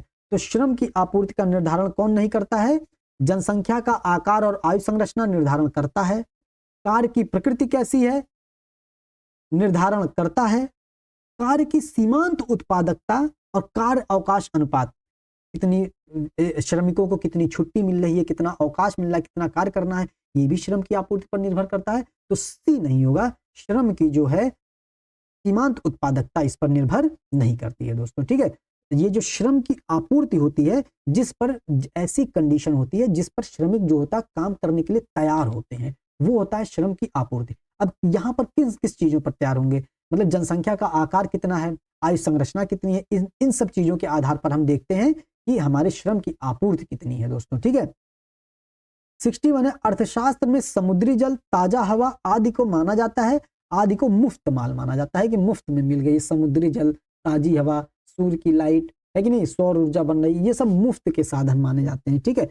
और गिफिन माल क्या होता है, गिफिन माल क्या होता है, गिफिन वस्तुओं को आप समझ सकते हैं टिफिन वस्तुएं, टिफिन में आवश्यक आनी चाहिए, मतलब गिफिन माल पर महंगाई बढ़ने से गिफिन माल में की मांग में कमी नहीं होती है, गिफिन वस्तुओं के मांग में भी वृद्धि हो जाती है। जैसे उदाहरण क्या हो जाता है, नमक हो जाता है, ठीक है, चावल हो जाएगा, आलू हो जाएगा, ठीक है, ब्रेड हो जाएगा, इनकी अगर कीमत भी बढ़ेगी ना तो भी इनके मांग में वृद्धि होगी, वो होती गिफिन वस्तुएं जो हमारी टिफिन में आना जरूरी होती हैं। घटिया माल क्या होती है, घटिया माल ऐसी माल होती है इनकी अगर कीमत बढ़ जाती है तो इनकी मांग भी घट जाती है, ठीक है, ये होती है घटिया माल दोस्तों, ठीक है। 62 है, यह अवधारणा की मुक्त उद्यम की प्रणाली के तहत यह उपभोक्ता ही है जो यह तय करते हैं कि कौन सी वस्तुएं और सेवाओं का उत्पादन किया जाएगा और कितनी मात्रा में किया जाएगा, किसके तहत शामिल किया जाता है, तो इसको उपभोक्ता संप्रभुता के तहत शामिल किया जाता है, ठीक है। मतलब उपभोक्ता संप्रभु है कि वो किसी वस्तुओं का कितना उपयोग करे और कितनी मात्रा में उपयोग करे, वो उपभोक्ता की संप्रभुता होती है दोस्तों, ठीक है। 63 है, आधुनिक सोच के अनुसार घटते प्रतिफल का नियम निम्नलिखित में से किस पर लागू होता है, तो कृषि पर, उद्योग पर, खनन पर, तो उत्पादन के सभी क्षेत्रों पर घटते प्रतिफल का नियम लागू होता है, ठीक है। 64 है, निम्नलिखित में से मुद्रास्फीति तब होती है जब समग्र आपूर्ति कम हो जाती है, ठीक है, तो कुल मांग से कम हो जाती है तो मुद्रास्फीति बढ़ जाती है, ठीक। 65 हो जाता है, जब किसी देश में बड़ी संख्या में निवेशक आर्थिक स्थिति खराब होने के कारण निवेश को अन्यत्र स्थानांतरित कर देते हैं, कहीं अन्य देश में स्थानांतरित कर देते हैं, तो इसे कहा जाता है कि पूंजी का पलायन हो रहा है दोस्तों, ठीक है, पूंजी का पलायन। 66 है, बैंक दर में कमी से ऋण की उपलब्धता पर क्या प्रभाव पड़ेगा। अच्छा, बैंक दर BR कितना है, BR दोस्तों 6.5%, अभी बताएं ऊपर। अब BR जैसे 6.5% है, अब अगर BR बैंक रेट 6.5% है, मतलब 6.5% रेट पर RBI बैंकों को पैसा दे रही है कि नहीं। अब यही अगर कम हो जाए तो कम पैसा देना पड़ेगा बैंकों को, RBI को, बैंकों को RBI के पास कम पैसा देना पड़ेगा, तो मतलब बैंकों के पास पैसा ज्यादा हो जाएगा, जब बैंकों के पास पैसा ज्यादा होगा तो बैंकों की साख बढ़ेगी दोस्तों, ठीक है। मतलब बैंक रेट जितना ज्यादा होगा साख उतना ही कम होगा। अब बैंक रेट जितना ज्यादा होगा साख उतना ही कम होगा, और बैंक रेट जितना कम होगा साख उतना ही ज्यादा होगा दोस्तों, ठीक है। 67 है, सरकार द्वारा टर्मिनेटर बीज के आयात पर प्रतिबंध क्यों लगाया गया? क्योंकि ये टर्मिनेटर बीज क्या होते थे, ये इन बीजों के आगे, ये डी ऑप्शन सही हो जाएगा, इन बीजों में आगे प्रजनन को रोकने के लिए आनुवांशिक रूप से इंजीनियर किए गए नए गुण होते थे दोस्तों, इसलिए इनको जो है प्रतिबंधित कर दिया गया था, ठीक। 68 है, संघ द्वारा एकत्र किए गए निम्नलिखित करों में से कौन सा कर राज्यों को सौंपा जाना अनिवार्य नहीं है? तो सेवा कर अनिवार्य नहीं है दोस्तों, ठीक है, बाकी सारे जो है राज्यों को सौंपा जाना अनिवार्य। माल की खेप पर कर सौंपा जाना चाहिए, रेलवे किराए और माल ढुलाई पर कर को सौंपा जाना चाहिए, रेलवे समुद्र और हवाई मार्ग से ले जाए जाने वाले माल या यात्रियों पर टर्मिनल कर भी ये राज्यों को सौंपा जाना अनिवार्य है, परंतु सेवा कर राज्यों को सौंपा जाना अनिवार्य नहीं है। 69 है, निम्नलिखित में से ओपन मार्केट ऑपरेशन से क्या तात्पर्य? ओएमओ अभी बताए थे ना, ओपन मार्केट ऑपरेशन, ठीक है। इसमें क्या, आरबीआई द्वारा सरकारी प्रतिभूतियों की खरीद व बिक्री, यही सही हो जाएगा, आरबीआई द्वारा, हाँ ठीक है, तो ए ऑप्शन इसका सही हो जाएगा। ओपन मार्केट ऑपरेशन होता ही है कि आरबीआई द्वारा सरकारी प्रतिभूतियों की खरीद और बिक्री की जाती है, ठीक है। 70 है, नियोजित वित्त की सबसे महत्वपूर्ण घरेलू स्रोत निम्नलिखित में से कौन सा है? नियोजित वित्त का सबसे महत्वपूर्ण घरेलू स्रोत कौन सा है? तो अतिरिक्त कराधान, घरेलू निजी बचत है दोस्तों, ठीक है, घरेलू निजी बचत हो जाएगा। और जो महत्वपूर्ण घरेलू स्रोत के जो साधन होते हैं वो इसके 3 घटक होते हैं, 3 घटक मतलब 3 साधन होते हैं, कौन से? निजी क्षेत्र की बचत, निजी क्षेत्र की बचत, सार्वजनिक क्षेत्र की बचत और घरेलू क्षेत्र की बचत। और इन तीनों में सबसे ज्यादा जो बचत देती है वो घरेलू क्षेत्र की बचत, घरेलू क्षेत्र बचत देती है, ठीक है। 71 है, केंद्रीय करों में राज्य की हिस्सेदारी का निर्णय कौन सा प्राधिकरण करता है? तो केंद्रीय करों में राज्य की हिस्सेदारी का निर्णय वित्त आयोग करता है दोस्तों। वित्त आयोग अनुच्छेद संविधान के अनुच्छेद 280 में निहित है और यही जो है केंद्रीय करों में राज्यों की हिस्सेदारी का निर्णय लेता है। इसके 4 प्रमुख कार्य हैं, एक तो यही हो गया केंद्रीय करों में राज्यों की हिस्सेदारी, और दूसरा हो गया भारत की जो संचित निधि है उससे राज्यों को सहायता और अनुदान देना, और तीसरा कार्य जो है जो राज्य के पंचायत हैं, राज्यों की जो पंचायतें हैं उनमें जो वित्तीय स्रोत है, जो मतलब पंचायतों के लिए और नगर पालिकाओं की जो वित्तीय स्थिति को सुदृढ़ करने के लिए कुछ सिफारिशें देती है, ठीक है, ये हो गया। और चौथा कार्य होता है राष्ट्रपति द्वारा सौंपे जाने वाले कोई भी कार्य करना। और पिछले प्रैक्टिस सेट में लगा चुके हैं 243 आई और 243 वाई में क्या है, आई में क्या है पंचायतों के लिए वित्त आयोग और वाई में क्या है नगर पालिकाओं के लिए वित्त आयोग, ये चीज ध्यान देनी है। 72 है, निम्नलिखित में से कौन सा एक औद्योगिक वित्तीय संस्थान नहीं है? औद्योगिक वित्तीय संस्थान दोस्तों इसमें यूटीआई है, एसएफसी भी है, आईसीआईसीआई भी है, नाबार्ड नहीं है दोस्तों। नाबार्ड विकासात्मक बैंक है, ठीक है। नाबार्ड की स्थापना 1982 में शिवरमन समिति की संस्था अनुशंसा पर की गई थी, और अभी ऊपर पढ़ चुके थे सेबी 1988 में आई थी, ठीक है। 73 है, निम्नलिखित में से केंद्र सरकार के राजस्व का सबसे बड़ा स्रोत क्या है? तो दोस्तों इसमें राजस्व का सबसे बड़ा स्रोत आयकर हो जाएगा दोस्तों।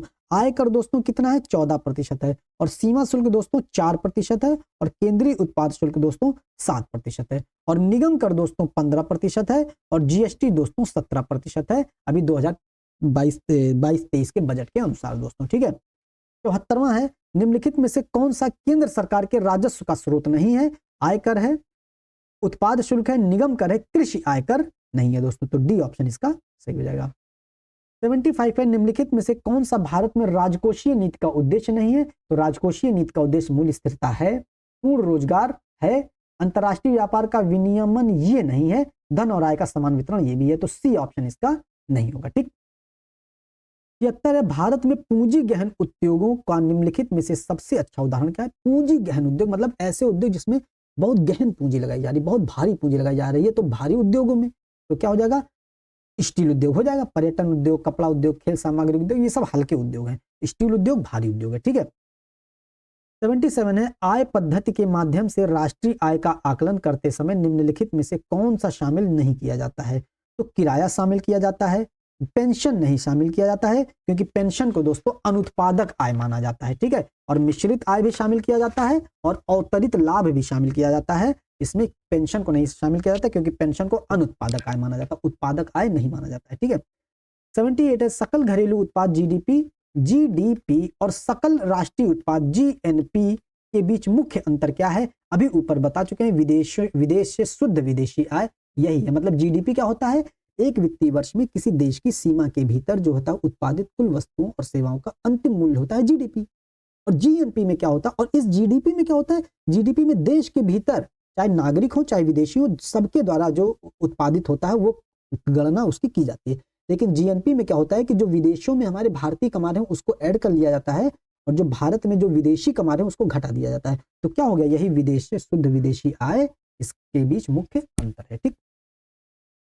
79 है, पूंजी और मुद्रा बाजार के संदर्भ में निम्नलिखित में से कौन सा कथन सही है? तो पूंजी बाजार और मुद्रा बाजार दोस्तों दो बहुत इंपॉर्टेंट वित्त बाजार होता है, और इसी वित्त बाजार के दो भाग होते हैं, एक पूंजी बाजार और एक मुद्रा बाजार दोस्तों। ठीक है, पूंजी बाजार और मुद्रा बाजार। मुद्रा बाजार 364 दिनों की अवधि के लिए धन की आवश्यकताओं को पूरा करता है, सही स्टेटमेंट है, क्योंकि मुद्रा बाजार दोस्तों अल्पकाल के लिए होता है। ठीक है, तो एक साल के लिए अल्पकाल है, सही है।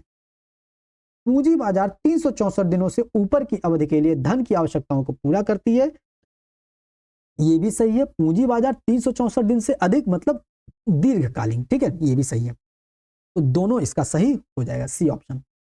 80 है, मुद्रा बाजार में व्यापार एक दर पर किया जाता है जिसे छूट दर के रूप में जाना जाता है। ये किसके द्वारा निर्धारित होता है? ये रेपो रेट के द्वारा निर्धारित होता है। ठीक है, रेपो रेट अभी हम लोग पढ़ चुके हैं। आरआर कितना है इस समय? आरआर 6.50 है। और खुले बाजार की परिचालन मतलब ओएमओ, ओपन मार्केट ऑपरेशन में क्या होता है? इसमें सरकारी प्रतिभूतियों की खरीद और बिक्री होती है दोस्तों। ठीक है, ये ध्यान देना है। और सीमांत स्थायी सुविधा मतलब एमएसएफ, मार्जिनल स्टैंडिंग फैसिलिटी, ये होती है। और वैधानिक तरलता अनुपात। और एक चीज और ध्यान देना है, बहुत इंपॉर्टेंट, सीआरआर पूछ लेता है। सीआरआर कितना है वर्तमान में? 4.5%। ठीक है, और एसएलआर कितना है? एसएलआर हो जाएगा 18%। और अभी आरआर बताए 6.5%, और ट्रिपल आर पहले भी बता चुके हैं 3.35%, और अभी एक चीज और बता चुके हैं, बैंक रेट 6.5%। तो ये सब चीजें हम लोग को ध्यान देना है। 81 हो जाएगा, निम्नलिखित में से किस समिति ने भारत में मुद्रा बाजार के विकास की आवश्यकताओं को रेखांकित किया और नींव रखी? तो चक्रवर्ती समिति और बाहुल समिति ने की है। ठीक है, 82 है, मारवाड़ी कायास और चिट्टियार शब्द निम्नलिखित में से किससे संबंधित हैं? तो स्वदेशी बैंकर से संबंधित हैं। ठीक है, 83 उत्पादन कार्य निम्नलिखित में से किससे संबंधित है? तो उत्पादन कार्य दोस्तों, उत्पादन इनपुट से आउटपुट होता है कि नहीं? उत्पादन सी हो जाएगा इसका, इनपुट से आउटपुट। 84 है, सीएसीपी है कि नहीं? केंद्रीय लागत और मूल्य आयोग किस प्रकार के उत्पादों के लिए न्यूनतम समर्थन मूल्य की सिफारिश करती है? तो कृषि उत्पादों के लिए न्यूनतम समर्थन मूल्य की सिफारिश करती है। इसकी स्थापना बताए तो 1965 में हुई थी, और पहले जब इसकी स्थापना हुई थी तो इसका नाम था कृषि मूल्य आयोग था, कृषि मूल्य आयोग। अब इसका नाम क्या हो गया? 1985 में इसका नाम बदल करके क्या कर दिया गया? कृषि मूल्य और लागत आयोग। ठीक है, 85 है, निम्नलिखित में से अप्रत्यक्ष कर स्वभावतः किस प्रकार का कर होता है? दोस्तों अप्रत्यक्ष कर प्रतिगामी कर होता है, क्योंकि इससे क्या होता है? अप्रत्यक्ष कर सब पर बराबर लगता है। हम साबुन खरीद रहे हैं, हमको भी उतना ही टैक्स देना पड़ रहा है, अंबानी साबुन खरीद रहे हैं, उनको भी उतना ही टैक्स देना पड़ रहा है। तो ये प्रतिगामी है, मतलब हमसे तो उतना ही, हमसे भी उतना और उनसे भी उतना। तो आय उनकी ज्यादा है तो उनसे कम लिया जा रहा है इसका मतलब, और आय हमारी कम है तो हमसे ज्यादा लिया जा रहा है इसका मतलब, तो प्रतिगामी शुल्क हो गया। ठीक है, ये 83 है, राष्ट्रीय आय को जनसंख्या के आकार से विभाजित करने पर निम्नलिखित में से कौन सा परिणाम प्राप्त होता है? तो राष्ट्रीय आय को जनसंख्या से पूरी जनसंख्या से डिवाइड करने पर हमको प्रति व्यक्ति आय प्राप्त होता है। ठीक है, 87 है, निम्नलिखित में से कौन सा कर ऐसा है जिससे कीमत में वृद्धि नहीं होती? आयात शुल्क, आय कर से कीमत में वृद्धि नहीं होती। दोस्तों आय हम लोगों की कितनी भी बढ़ जाए, आय कर से मतलब आय कर मतलब आय पर हम लोगों का टैक्स चाहे जितना लगे उससे कोई महंगाई में कोई फर्क नहीं पड़ता है। ठीक है, 88 हो जाता है, नगद आरक्षित अनुपात अभी बताए थे सीआरआर कितना है? 4.5%। ठीक है, इस संबंध में निम्नलिखित कथनों पर विचार करना है। सीआरआर को केवल नकदी में बनाए रखने की आवश्यकता होती है, सही बात है। सीआरआर आवश्यकताओं के तहत आरबीआई के पास जो पैसा है उस पर बैंकों को कोई ब्याज नहीं मिलता है, ये भी सही बात है। तो पूछा कौन सा सही नहीं है? तो मतलब दोनों सही नहीं है। ठीक है, ना तो एक ना तो दो, मतलब दोनों सही स्टेटमेंट है, तो इसका ना तो एक ना तो दो गलत है। ठीक है, ये पूछा है। 89 हो जाता है, निम्नलिखित में से एंजल का नियम के बीच संबंध क्या दर्शाता है? एंजल के बीच नियम मतलब एंजल के बीच हमारी जब आय बढ़ती है तो हमारे जो खाद्यान्न पर, हमारे भोजन पर जो आय होता है वो बढ़ता है, लेकिन उस अनुपात में नहीं बढ़ता है, मतलब अनुपातिक वृद्धि नहीं होती है, तो मतलब अनुपात में घटोत्तरी हो जाती है। ठीक है, तो क्या होता है, किसी वस्तु की मांग की मात्रा और कीमत, मांग की मात्रा और स्थानापन्न कीमत, उपभोक्ता की मांग और मात्रा और स्वाद, उपभोक्ता की मांग की मात्रा और आय दोस्तों। तो 89 का डी ऑप्शन इसका सही हो जाएगा। 90 बजट 2023-24 में राजकोषीय घाटे को सकल घरेलू उत्पाद के किस प्रतिशत पर लक्षित किया गया था? तो 5.9% पर लक्षित किया गया था। ठीक है। 91 है माता टीला जल विद्युत परियोजना निम्नलिखित में से किस जिले में स्थापित की गई है? तो माता टीला जल विद्युत परियोजना बेतवा नदी पर है और ललितपुर में स्थापित की गई है। और बेतवा नदी पर दोस्तों हम लोगों को कुछ और चीज याद रखनी है। बेतवा नदी पर जो बांध बनाए गए हैं, एक तो माता टीला बांध हो गया, एक राजघाट बांध हो गया, एक परीक्षा बांध नहीं है, पारीछा बांध है। ठीक है, पारीछा, इस परीक्षा से भी याद कर सकते हैं, क्या जा रहा है अपना याद करना है। एक सुकमा दुकमा भाई बहन, सुकमा दुकमा बांध परियोजना भी यहां पर चलाई जा रही है। ठीक है, ये ध्यान देना है। 92 है निम्नलिखित ताप विद्युत परियोजनाओं में से कौन सा सही सुमेलित नहीं है? हरदुआ ताप विद्युत परियोजना अलीगढ़ में, भैया दुआ करेंगे अली तभी प्रसन्न हो जाएंगे, है कि नहीं? तो हरदुआ ताप विद्युत परियोजना अलीगढ़ में है। पारीछा ताप विद्युत परियोजना झांसी में, अभी ऊपर बताए हैं, पारीछा, माता टीला और राजघाट बांध और सुकमा दुकमा, ये बेतवा नदी पर है। ठीक है। ओबरा ताप विद्युत परियोजना सोनभद्र में है। ठीक है, फर्रुखाबाद में नहीं है, सोनभद्र में है। ठीक, तो ये गलत है, यही सही हो जाएगा। अनपरा ताप विद्युत परियोजना ये भी सोनभद्र में है। ठीक। 93 है उत्तर प्रदेश सरकार द्वारा प्रथम ग्रामीण पर्यटन नीति की घोषणा कब की गई थी? तो जून 2015 में की गई थी। ठीक है, ये ध्यान देना है हम लोगों को। 94 है डिस्कवर योर रूट्स योजना निम्नलिखित में से किस से संबंधित है? तो डिस्कवर योर रूट्स योजना भारतीय पूर्वजों की खोज स्थलों की पहचान से संबंधित है। इसमें क्या है दोस्तों कि जब उपनिवेश काल के दौरान अंग्रेजों के समय हमारे भारत देश के नागरिकों को अफ्रीका में ले जाया गया, बारबोसा में ले जाया गया, अमेरिका में ले जाया गया, तमाम जगह पर ले जाया गया उनको मजदूरी कराने के लिए, काम कराने के, तो वहीं पर वो बस गए वहीं पर। ठीक है, तो उन्हीं को खोजने के लिए जो है डिस्कवर योर रूट्स योजना, ये सारी चीजें मतलब अपने यहाँ से उनके क्या संबंध थे, इन सब चीजों को विश्लेषित करने के लिए, खोजने के लिए डिस्कवर योर रूट्स योजना चालू की गई। 95 बताना है दोस्तों, ये कृषि विश्वविद्यालय है और ये कहां पर स्थिति है? चंद्रशेखर आजाद प्रौद्योगिकी कृषि विद्यालय सीएसए दोस्तों, सॉरी सीएसए कानपुर में है, तो पहले का तीसरा हो जाएगा।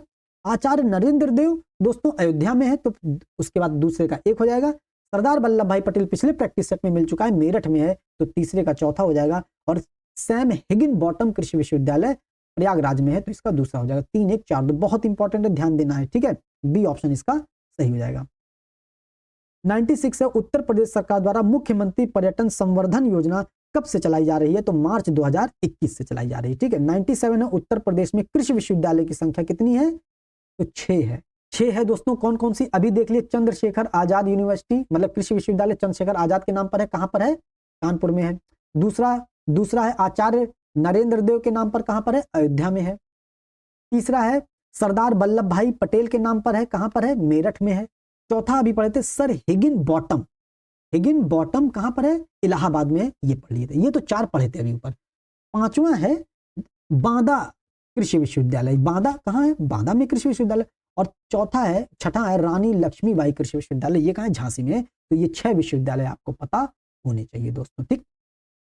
98 है समग्र विकास सूचकांक के आधार पर राज्य नियोजन विभाग द्वारा उत्तर प्रदेश को कितने आर्थिक क्षेत्र में बांटा गया है? तो कितने आर्थिक क्षेत्र? पिछले प्रैक्टिस सेट में भी आया है, 4 आर्थिक क्षेत्र हैं। कौन कौन सा? पूर्वी आर्थिक क्षेत्र जिसको पूर्वांचल आर्थिक क्षेत्र कहा जाता है, मध्य आर्थिक क्षेत्र जिसको मध्यांचल आर्थिक क्षेत्र भी कहा जाता है, पश्चिम आर्थिक क्षेत्र जिसको पश्चिमांचल आर्थिक क्षेत्र भी कहा जाता है, और बुंदेलखंड आर्थिक क्षेत्र जिसे बुंदेलखंड आर्थिक क्षेत्र भी कहा जाता है। ठीक है, ये हो जाएगा। 99 है उत्तर प्रदेश में गरीबी रेखा से नीचे लोगों का प्रतिशत निम्नलिखित में से कितना है? तो इसका आंसर हो जाएगा 29.43% दोस्तों। गरीबी रेखा से निर्धारित प्रतिशत, ये 29.43 से संबंधित आपको एक चीज और बताएं, अभी हम लोगों ने पिछले प्रैक्टिस सेट में बताया था, रंगराजन समिति आई थी। रंगराजन समिति 2011-12 में आई थी और इसने गरीबी रेखा से संबंधित कुछ फैक्ट प्रस्तुत किए थे। इसने बताया था ग्रामीण में 32 रुपए और शहरों में 47 रुपए प्रतिदिन कमाने वाले व्यक्ति गरीब नहीं है, इससे कम कमाएंगे तो गरीब है। ग्रामीणों में प्रतिमाह 972 रुपए, शहरों में 1470 रुपए प्रतिमाह कमाने वाले व्यक्ति गरीब नहीं है, इससे कम कमाने वाले गरीब हैं। ठीक है। और इन्होंने बताया था कि पूरे भारत में जो औसत गरीबी है 29.5% है। ये ध्यान देना है, लगभग 29.5%, तो ये भी है उत्तर प्रदेश की। ठीक, ध्यान देना है, तो इससे रिलेट करके आंसर आप लोग लगा लेंगे अगर एग्जाम में आया। और ये सब चीजें पहले बता चुके हैं, प्रैक्टिस सेट में ही बताए हैं। और अभी अभी वाई के अलग की मृत्यु हुई है कि नहीं, वाई के अलग की। ये कौन है? वाई के अलग 1979 में इन्होंने एक गरीबी निर्धारण के लिए एक उपाय बताया था, कैलोरी के उपाय पर, पोषण आधारित उपाय बताया था। इन्होंने बताया था कि 2400 कैलोरी ग्रामीण क्षेत्रों में और शहरों में 2100 कैलोरी कमाने वाला व्यक्ति, मतलब खाने वाला व्यक्ति गरीब नहीं है। इससे कम अगर किसी को मिल रहा है तो वो गरीब है। इन्होंने पोषण आधारित गरीबी बताया था वाई के अलग ने। ठीक है, ये इंपॉर्टेंट ध्यान देना है। 100वां है, हम कहें हमसे पढ़ेंगे तो पूरी चीज रिवाइज करा देंगे हम। ठीक है, 100वां है, उत्तर प्रदेश में सकल राज्य घरेलू उत्पाद में सर्वाधिक योगदान किस क्षेत्र का है? तो सर्वाधिक योगदान तृतीय क्षेत्र का है। ठीक है, 101 है, उद्योग और स्थान मिलाना है। इंडियन पॉलीफाइबर्स लिमिटेड बाराबंकी में है, तो पहले का 4 हो जाएगा। अफीम कारखाना गाजीपुर में है, हमारे मित्र हैं गाजीपुर के, अफीम का सेवन नहीं करते हैं लेकिन है मित्र गाजीपुर के, तो बताते हैं हमारे यहाँ अफीम कारखाना, तो 3 हो गया इसका। भारतीय स्टील रोलिंग मिशन दोस्तों मेरठ में है, तो इसका क्या हो जाएगा? सी हो जाएगा। और त्रिवेणी स्ट्रक्चर्स लिमिटेड दोस्तों प्रयागराज में है, तो इसका 1 हो जाएगा। तो इसका आंसर 4 3 2 1, इसका आंसर बी सही हो जाएगा। ठीक है, 102 है, कलात्मक संगमरमर उद्योग आगरा में। जाहिर सी बात आगरा में होने चाहिए, ये उत्तर प्रदेश में संगमरमर ताजमहल बना हुआ है, तो कलात्मक संगमरमर तो आगरा में तो फिक्स था इसका, है कि नहीं। कैंची उद्योग मेरठ में है। मेरठ से कितनी चीजें मिल गई अभी देखिए, मेरठ में ये मिल गया, मेरठ में एक खेल का सामान मिलता है, ये भी हो गया, और भारत स्टील रोलिंग मिल ये भी है, और सरदार वल्लभ भाई पटेल कृषि विश्वविद्यालय ये भी मेरठ में ही है। ठीक है, ये हो गया। ब्लैक पॉटरी उद्योग पिछली प्रैक्टिस सेट में मिला था, फर्रुखाबाद में नहीं है, आजमगढ़ में है दोस्तों। ठीक है, ध्यान देना है। कटशल दरी उद्योग सीतापुर में है, और कालीन उद्योग, कालीन भैया मिर्जापुर में नहीं भदोही में है। ठीक है, ये ध्यान देना है। 103, निम्नलिखित में से उत्तर प्रदेश एक्सप्रेसवे औद्योगिक विकास प्राधिकरण का गठन कब किया गया था? तो 2007 में किया गया था इसका। ठीक है, 104वां है, उत्तर प्रदेश के किसान को आधुनिक उपकरण उपलब्ध कराने हेतु चलाई जा रही योजना निम्नलिखित में से कौन सी है? तो किसान उदय योजना है। ठीक है, 105 है, निम्नलिखित युग्मों में से कौन सा एक सही सुमेलित नहीं है? मुख्यमंत्री सामूहिक विकास योजना 2017 में आई थी, सही है, अक्टूबर 2017 में। मुख्यमंत्री हस्तशिल्प पेंशन योजना दिसंबर 2017 में आई थी, ये भी सही है। मुख्यमंत्री सुमंगला योजना 25 अक्टूबर 2019 को आई थी, ये भी सही है। मुख्यमंत्री जन आरोग्य योजना अप्रैल 2016 में नहीं आई थी, ये 2019 में आई थी दोस्तों, यही गलत है और यही इसका आंसर हो जाएगा। 106, चालू वित्त वर्ष 2023-24 में आर्थिक विकास दर कितने प्रतिशत रहने का अनुमान है? तो 6.5% रहने का अनुमान है इसका। ठीक है, 107 हो जाएगा, भारत में शून्य आधारित बजट किस पंचवर्षीय योजना के दौरान पारित किया गया? तो 7वीं पंचवर्षीय योजना के आधार पर पारित किया गया था। और शून्य आधारित बजट सबसे पहले अमेरिका में आया था, ये पिछले प्रैक्टिस सेट में भी बता चुके हैं। और शून्य आधारित बजट क्या होता है? पिछले बजट को शून्य मान करके नया बजट प्रस्तुत किया जाता है, मतलब पिछले खर्चों को नगद मान लिया जाता है। ठीक है, ये हो गया। 108 है, बजट 2023-24 के संबंध में निम्नलिखित में से कौन सा कथन असत्य बताना है? दोस्तों, प्रति व्यक्ति आय करीब 9 वर्ष में दोगुनी होकर 1.97 लाख रुपए हो गई, ये सही है, मतलब सही है, असत्य नहीं है। भारतीय अर्थव्यवस्था का आकार बढ़ा है, यह पिछले 9 साल में विश्व की 10वीं सबसे बड़ी अर्थव्यवस्था से 5वीं सबसे बड़ी अर्थव्यवस्था बन गई, ये भी सही है। स्वच्छ भारत मिशन के अंतर्गत 11.7 करोड़ घरों में शौचालय बनाए गए हैं, ये भी सही है। तो इनमें से कोई नहीं गलत है। ठीक है, ये हो जाएगा।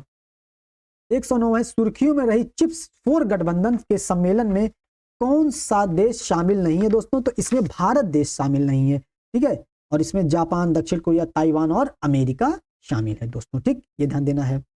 110 है, द विंडसर फ्रेमवर्क निम्नलिखित में से किन 2 देशों के बीच है? तो विंडसर फ्रेमवर्क दोस्तों ग्रेट ब्रिटेन और उत्तरी आयरलैंड के बीच में है, नोट कर लीजिएगा, बहुत इंपॉर्टेंट है, इसमें से चारों ऑप्शन गलत है। ठीक है, तो ग्रेट ब्रिटेन और उत्तरी आयरलैंड के बीच में है। ठीक, 111 है, निरस्त्रीकरण और अप्रसार जागरूकता के लिए अंतरराष्ट्रीय दिवस 2023 कब मनाया गया? तो 5 मार्च को मनाया गया है। ठीक है, 112वां क्वेश्चन है, निम्नलिखित में से किस संगठन ने दुनिया के महासागरीय निकायों की रक्षा के लिए पहली हाई सी ट्रीटी पर हस्ताक्षर किया है? तो संयुक्त राष्ट्र संघ ने इस पर हाई ट्रीटी सी पर हस्ताक्षर किया है दोस्तों, ठीक है। हाई सी ट्रीटी क्या होती है, हम लोग देखते हैं ना, अनक्लोज आया था, United Nation Convention on the law of sea, UNCLOS 1982 में आया था। ये क्या होता है दोस्तों, ये हाई सीज वगैरह का निर्धारण करती है। जैसे मान लेते हैं भारत देश की सीमा ये है, ठीक है, तो इसमें 3 रेखाएं हम लोग पढ़ते हैं ना, 12 नॉटिकल मील, 24 नॉटिकल मील, 200 नॉटिकल मील, ठीक है, ये होता है। हाई सीज क्या होते हैं, 200 नॉटिकल मील के जो बाद के स्थान होते हैं ना समुद्र के क्षेत्र, वो हाई सीज होते हैं। और ये हमारी सीमा है, सीमा मतलब कटी छटी सीमा होती है, तो सीमा से एक ऐसे रेखा मिला देते हैं हम, ठीक है, ये हो जाती है हमारी इंटरनल लाइन हो जाती है, ठीक है, आंतरिक क्षेत्र हो जाता है, ठीक है। और यहां से फिर 12 नॉटिकल मील ऐसे लेते हैं, ये 12 नॉटिकल मील हो जाती है टी, टेरिटोरियल क्षेत्र होता है, ठीक है। और यहां से फिर 12 नॉटिकल मील और लेते हैं, मतलब बेस लाइन से 24 नॉटिकल मील हो गई, यहां से 12 नॉटिकल मील, मतलब यहां से पूरा यहां से 24 नॉटिकल मील, और यहां से बेस लाइन से 24 नॉटिकल मील होती है, और इस लाइन से 12 नॉटिकल मील होती है, ठीक है। तो ये 24 नॉटिकल मील होती है, इसको क्या कहते हैं, सी, कॉन्टेगियस क्षेत्र, ठीक है, निकटवर्ती क्षेत्र, ठीक है। और फिर यहां से 200 नॉटिकल मील पूरा यहां तक आता है EEZ, स्पेशल इकोनॉमिक जोन होता है दोस्तों, ठीक है, ये होता है। और इसके आगे का जो समुद्र का हिस्सा होता है वो आता है हाई सीज आ जाता है, ठीक है, वो हाई सीज आ जाता है, ठीक, ये इंपॉर्टेंट है, ये ध्यान देना है। 113वां है, 5वां आसियान भारत व्यापार शिखर सम्मेलन, 5वां आसियान भारत व्यापार शिखर सम्मेलन 2023 निम्नलिखित में से कहां आयोजित हुआ, तो कुआलालंपुर में आयोजित हुआ, ठीक है। एशियान दोस्तों association of south east Asian nation, इसकी स्थापना दोस्तों 1967 में हुई थी, ठीक है, 10 देश हैं इसमें। 114वां है, निम्नलिखित में से कौन हाल ही में न्यूयॉर्क कोर्ट में पहले भारतीय अमेरिकी न्यायाधीश बने हैं, तो अरुण सुब्रमण्यन बने हैं, ठीक। 115 है, हाल ही में निम्नलिखित में से कौन सा देश कार्बन डाइऑक्साइड का आयात करने वाला और इसे समुद्र के नीचे दफनाने वाला पहला देश बना है, तो डेनमार्क बना है, ठीक है। 116वां है, भारत सिंगापुर संयुक्त अभ्यास बोल्ड कुरुक्षेत्र हाल ही में कहां संपन्न हुआ, तो जोधपुर में संपन्न हुआ है, ठीक है। 117 है, सिपरी रिपोर्ट 2023 के संदर्भ के निम्नलिखित कथनों पर विचार करना है। इसके अनुसार भारत में 2013 से 17 और 2018 से 22 के बीच हथियारों की खरीद में 11% की गिरावट दर्ज हुई, सही बात है। अभी भी भारत सैन्य उपकरण का दुनिया का सबसे बड़ा आयातक है, ये भी सही बात है, तो दोनों स्टेटमेंट इसके सही हैं। 118वां है, भारत बांग्लादेश मैत्री पाइपलाइन के संदर्भ में निम्नलिखित कथनों पर विचार कीजिए। यह पहली ऐसी पाइपलाइन है जिसके जरिए भारत से बांग्लादेश को रिफाइंड डीजल की आपूर्ति की जाएगी, ये सही स्टेटमेंट है। इस परियोजना में 230 किलोमीटर गलत 135 किलोमीटर लंबी पाइपलाइन का निर्माण किया गया है, तो 2 नहीं होगा, तो इसका यह पश्चिम बंगाल के सिलीगुड़ी और बांग्लादेश के दिनाजपुर जिले के पार्वतीपुर से है, ये भी सही है, तो 1 और 3 इसका सही हो जाएगा, ठीक। 119 है, अमेरिका ने निम्नलिखित में से किस रेखा को अंतरराष्ट्रीय सीमा के रूप में मान्यता दी, तो मैकमोहन रेखा को मान्यता दी है दोस्तों। मैकमोहन रेखा 1914 में शिमला सम्मेलन के तहत इसको मान्यता दी गई थी, जो कि भारत और तिब्बत के बीच में खींची गई थी। वर्तमान में यह सीमा रेखा जो भारत और चीन के बीच में सीमा रेखा की कुल लंबाई 3488 किलोमीटर है। तो पिछले प्रैक्टिस सेट में बता चुके हैं, एक मैकार्टनी मैकडोनाल्ड लाइन है। अब जैसे ये हमारा मान लीजिए जम्मू कश्मीर है, ठीक है, ये मान लेते हैं, एक रेखा यहां से ऐसे जा रही है, ठीक है, इसको मैकार्टनी मैकडोनाल्ड रेखा कहते हैं। भारत इसको सीमा रेखा नहीं मानता है, इसको चीन सीमा रेखा मानता है। और एक रेखा यहां से ऐसे जाती है, जॉनसन रेखा, इसको भारत सीमा रेखा मानता है, ठीक है। भारत कहता है ये यहां से सीमा रेखा जानती है, और चीन कहता है नहीं यहां से सीमा रेखा जाती है, ठीक है। और ये जो सीमा रेखा है 3488 मैकमोहन लाइन, ये पूरे यहां से लेकर के पहले जो खींची गई थी अरुणाचल प्रदेश वाले हिस्से में खींची गई थी, अब लेकिन इसको पूरा जम्मू कश्मीर से लेकर के हिमाचल तक 3488 किलोमीटर सीमा रेखा माना गया है, ठीक है। 120 है, अफ्रीकी भारत क्षेत्र प्रशिक्षण अभ्यास F इंडेक्स कहां पर आयोजित हुआ है, भारत में आयोजित हुआ है, ठीक है। 121वां, हाल ही में किसने अपनी पहली अंग्रेजी पुस्तक छत्रपति शिवाजी महाराज जारी की है, श्रीमंत को कांटे लगे हैं, है कि मतलब ये कि लिखा है, ये श्रीमंत को कांटे है कि नहीं, तो यही लिखा हुआ है, हम थोड़ी पढ़ रहे हैं, ठीक। 122वां है, तमिलनाडु सरकार ने निम्नलिखित में से किसे राज्य का 18वां वन्यजीव अभ्यारण्य घोषित किया है, तो थान ताई पेरियार वन्यजीव अभ्यारण्य को 18वां वन्यजीव अभ्यारण्य घोषित किया है। 123वां, वर्ल्ड हैप्पीनेस रिपोर्ट 2023 किस संस्था के द्वारा जारी किया गया, तो संयुक्त राष्ट्र सतत विकास समाधान नेटवर्क के द्वारा जारी किया गया है, ठीक। 124 है, स्वच्छ सुजल शक्ति सम्मान 2023 के संदर्भ में निम्नलिखित कथनों पर विचार करना है। इसका आयोजन महिला एवं बाल विकास मंत्रालय द्वारा नहीं, इसका विकास जो है जल शक्ति मंत्रालय के द्वारा किया गया है। ठीक है, दूसरा है यह ग्रामीण जल और स्वच्छता क्षेत्र की महिला चैंपियनों को सम्मानित करने के लिए किया गया था। सही है, तो केवल 2 स्टेटमेंट, इसका दूसरा स्टेटमेंट सही है। 125 से निम्नलिखित में से कौन बायो कंप्यूटर को परिभाषित करता है? तो दोस्तों बायो कंप्यूटर जहां आता है वहां जीव जंतु आते हैं, मतलब कोशिकाएं आ जाती हैं, आनुवांशिक गतिविधियां आ जाती हैं, तो सी ऑप्शन इसका सही हो जाएगा। नई कोशिकाओं को बनाने या कंप्यूटेशनल ऑपरेटरों को लागू करने के लिए सूचना को कोशिकाओं, डीएनए, प्रोटीन, आरएनए का उपयोग करने से संबंधित है। ठीक है, 126वां क्वेश्चन है विश्व वायु गुणवत्ता रिपोर्ट 2022 के संदर्भ में निम्नलिखित कथनों पर विचार करना है। इसके अनुसार नई दिल्ली दुनिया का सबसे प्रदूषित शहर, अरे जब तक पाकिस्तान है कहां से भारत आ जाएगा भैया, सबसे प्रदूषित शहर लाहौर है। ठीक, इसके अनुसार बांग्लादेश दुनिया के शीर्ष 5 सबसे प्रदूषित शहरों में है। सही बात है, तो केवल और केवल 2 स्टेटमेंट, इसका दूसरा सही है। 127वां 7 मार्च को नेफ्यू रियो ने किस राज्य के मुख्यमंत्री के रूप में शपथ ली? तो नागालैंड के मुख्यमंत्री। 128 निम्नलिखित में से किसने इंदिरा गांधी राष्ट्रीय कला केंद्र द्वारा निर्मित वैदिक विरासत पोर्टल का उद्घाटन किया? तो अमित शाह ने किया है इसका। ठीक है, 129 है पासपोर्ट वर्ल्ड इंडेक्स 2023 में भारत का क्या स्थान है? तो भारत का 144वां स्थान है। ठीक है, 130 है प्रधानमंत्री ने उत्तर प्रदेश के किस स्थान पर centre of excellence on machine tools design का शिलान्यास किया है? तो आईआईटी बनारस में किया है दोस्तों। ठीक, 131वां एक कक्षा में 15 विद्यार्थियों का औसत आयु 15 है, 15 है, इनमें से 5 छात्रों का औसत आयु 14 है, 9 छात्रों का औसत आयु 16 है, मतलब इनका 14 है तो कितना कम है? 1 कम है, तो टोटल 5 कम हो गए। इनका कितना ज्यादा है? 1 ज्यादा है, और टोटल तो 9 ज्यादा हो गए, तो टोटल कितना ज्यादा हो गए? टोटल 4 ज्यादा हो गए, मतलब 4 ज्यादा है तो अब 4 बराबर करने के लिए कम करेंगे। औसत कितना था? 15 था, तो 4 कम कर देंगे तो 11 वर्ष आ जाएगा इसका। ठीक है, 132 से एक बैग में 10 पैसे हैं, 20 पैसे और 50 पैसे के मूल्य वर्ग के कुल 75 सिक्के हैं। 50 पैसे के सिक्कों और 20 पैसे के सिक्के 10 पैसे के सिक्कों के मूल्य का अनुपात 20:12:5 है। 10 पैसे और 50 पैसे के सिक्कों की कुल संख्या बताना है। तो क्या कह रहा है? 50 पैसा, 20 पैसा और 10 पैसे के सिक्कों का मूल्य का अनुपात 20 रुपया मान लेते हैं, 12 रुपया मान लेते हैं, 5 रुपया मान लेते हैं। ठीक है, ये अनुपात मान लेते हैं। तो अगर 50 पैसे के कुल 20 रुपए होंगे तो कितने कुल सिक्के हो जाएंगे? 40 सिक्के हो जाएंगे। ठीक है, ऐसे ही अगर 12 रुपए में कुल 10 पैसे के सिक्के कितने होंगे? 12, ये कितना? ये 20 पैसा है, सॉरी ये 20 पैसा है, तो 20 5 12 पंचे 60, ये 60 सिक्के हो जाएंगे। ऐसे ही 10 पैसे कितने हो जाएंगे 5 रुपए में? तो 10 50 50 हो जाएगा। ठीक है, ये हो गया। तो 40 60, मतलब इसको अगर काट देंगे तो 5 10 5 12 अनुपात ले लेंगे 5 8, तो 12 8 20 10 30, ये इनका किसका अनुपात हो जाएगा? सिक्कों का अनुपात हो जाएगा। अब क्या पूछ रहा है कि कितने का? 20 पैसे और 10 पैसे के सिक्के का अनुपात। 10 पैसे के सिक्के के मूल्यों का अनुपात इतना, 10 पैसे और 50 पैसे के सिक्कों की कुल संख्या कितनी है?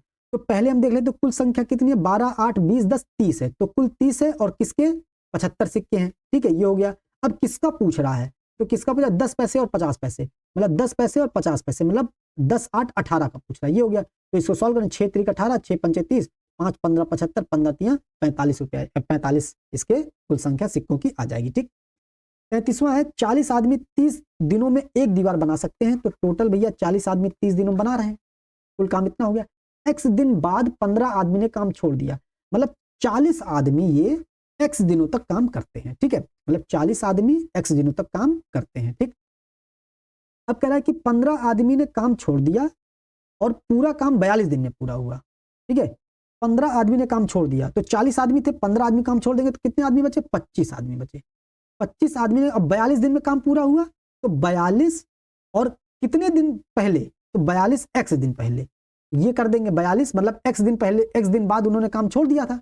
ठीक है, ये कर देंगे। अब जब हम ये 40x मतलब 40 × 30 बराबर ये कर देंगे, तो इसको सॉल्व कर देंगे तो आंसर हमारा 10 आ जाएगा। ठीक है, इसको सॉल्व कर लीजिएगा।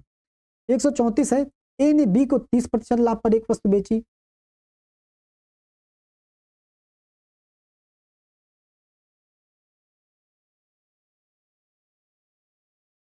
ए ने बी को 30% लाभ पर एक वस्तु बेची और उसके बाद बी ने उसको 20% लाभ पर बेचा। ठीक, 120 है ये। ठीक, उसके बाद सी को बेच दिया, सी ने उसको 20% हानि पर बेची, 80/100 कर दिए। उसके बाद डी ने 10% हानि पर बेची, फिर 90/100 कर दिए, मल्टीप्लाई यहीं पर कर देंगे। ठीक, तो ई का लागत मूल्य कितना हो जाए, इसको सबको सॉल्व कर लेंगे तो दोस्तों अधिक आ जाएगा। और कितना अधिक आएगा, 12.32% अधिक आएगा। ठीक है, अब इसको जब सॉल्व करेंगे तो 1232 करके ऐसे आएगा, फिर जो है 2 अंक बाद दशमलव लगा देंगे, मतलब पहले कितना था, पहले 100 था, अब ये 12 हो गया है, तो 12.32 अधिक हो गया। ठीक है, 135 है, एक दिन रवि घर से निकला, 10 किलोमीटर दक्षिण की ओर साइकिल चलाया, फिर दाएं मुड़ा, तो दाएं इधर 5 किलोमीटर मुड़ा, साइकिल चलाई और फिर दाएं मुड़ा, फिर दाएं मुड़ा और 10 किलोमीटर साइकिल चलाई और फिर बाएं मुड़ा और 10 किलोमीटर साइकिल चलाई। सीधे अपने घर पहुंचने के लिए उसे कितने किलोमीटर साइकिल चलानी होगी, तो 10 इधर चल दिया, 5 इधर चल दिया, तो 15 किलोमीटर साइकिल चलानी होगी उसको। ठीक है, 136 है, यदि उजाले को सुबह कहा जाता है और सुबह को अंधेरा कहा जाता है और अंधेरे को रात कहा जाता है और रात को धूप कहा जाता है और धूप को शाम, तो फिर हम कब सोते हैं,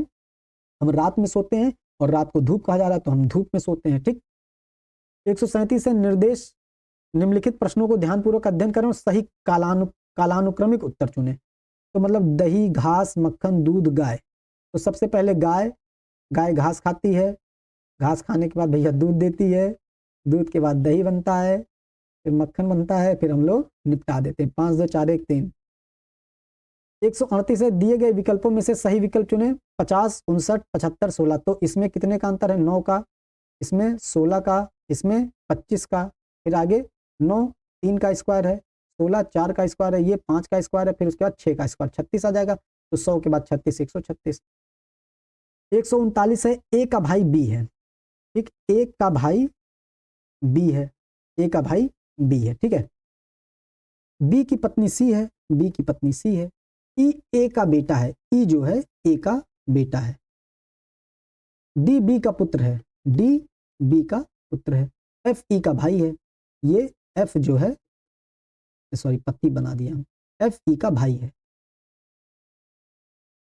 जी डी की बहन है, जी डी की बहन है, तो ए का जी से क्या संबंध, ए का इसका क्या संबंध जी से, तो ये इसके पापा के न भाई है न बहन, पता नहीं चल रहा है, तो क्या होगा, अगर बहन होंगी तो बुआ हो जाएंगे, भाई होंगे तो चाचा हो जाएंगे, इसमें चाचा ऑप्शन है तो चाचा ही हो जाएंगे। ठीक है, 140 है, इसके स्थान पर क्या होगा, प्रश्नवाचक चिन्ह के 6 5 11 7 4 11 का अंतर 0, 7 6 13 8 4 12 का अंतर 1, 11 5 16 6 3 9 16 और 9 का अंतर 7, इसका आंसर हो जाएगा दोस्तों। तो दोस्तों इस तरीके से हम लोगों ने इकोनॉमिक्स के पूरे 140 क्वेश्चन बहुत अच्छे तरीके से कर लिए हैं, चारों ऑप्शन को फुल डिटेलिंग के साथ किया है। उम्मीद करते हैं आपको सेशन पसंद आया होगा। सेशन को लाइक कीजिएगा, शेयर कीजिएगा, सब्सक्राइब कीजिएगा, और किसी भी प्रकार की कोई कमी नजर आए उसको कमेंट बॉक्स में जरूर बताइएगा, उस पर तुरंत काम किया जाएगा। तो दोस्तों मिलते हैं अगले सेशन में। जय हिंद, जय भारत।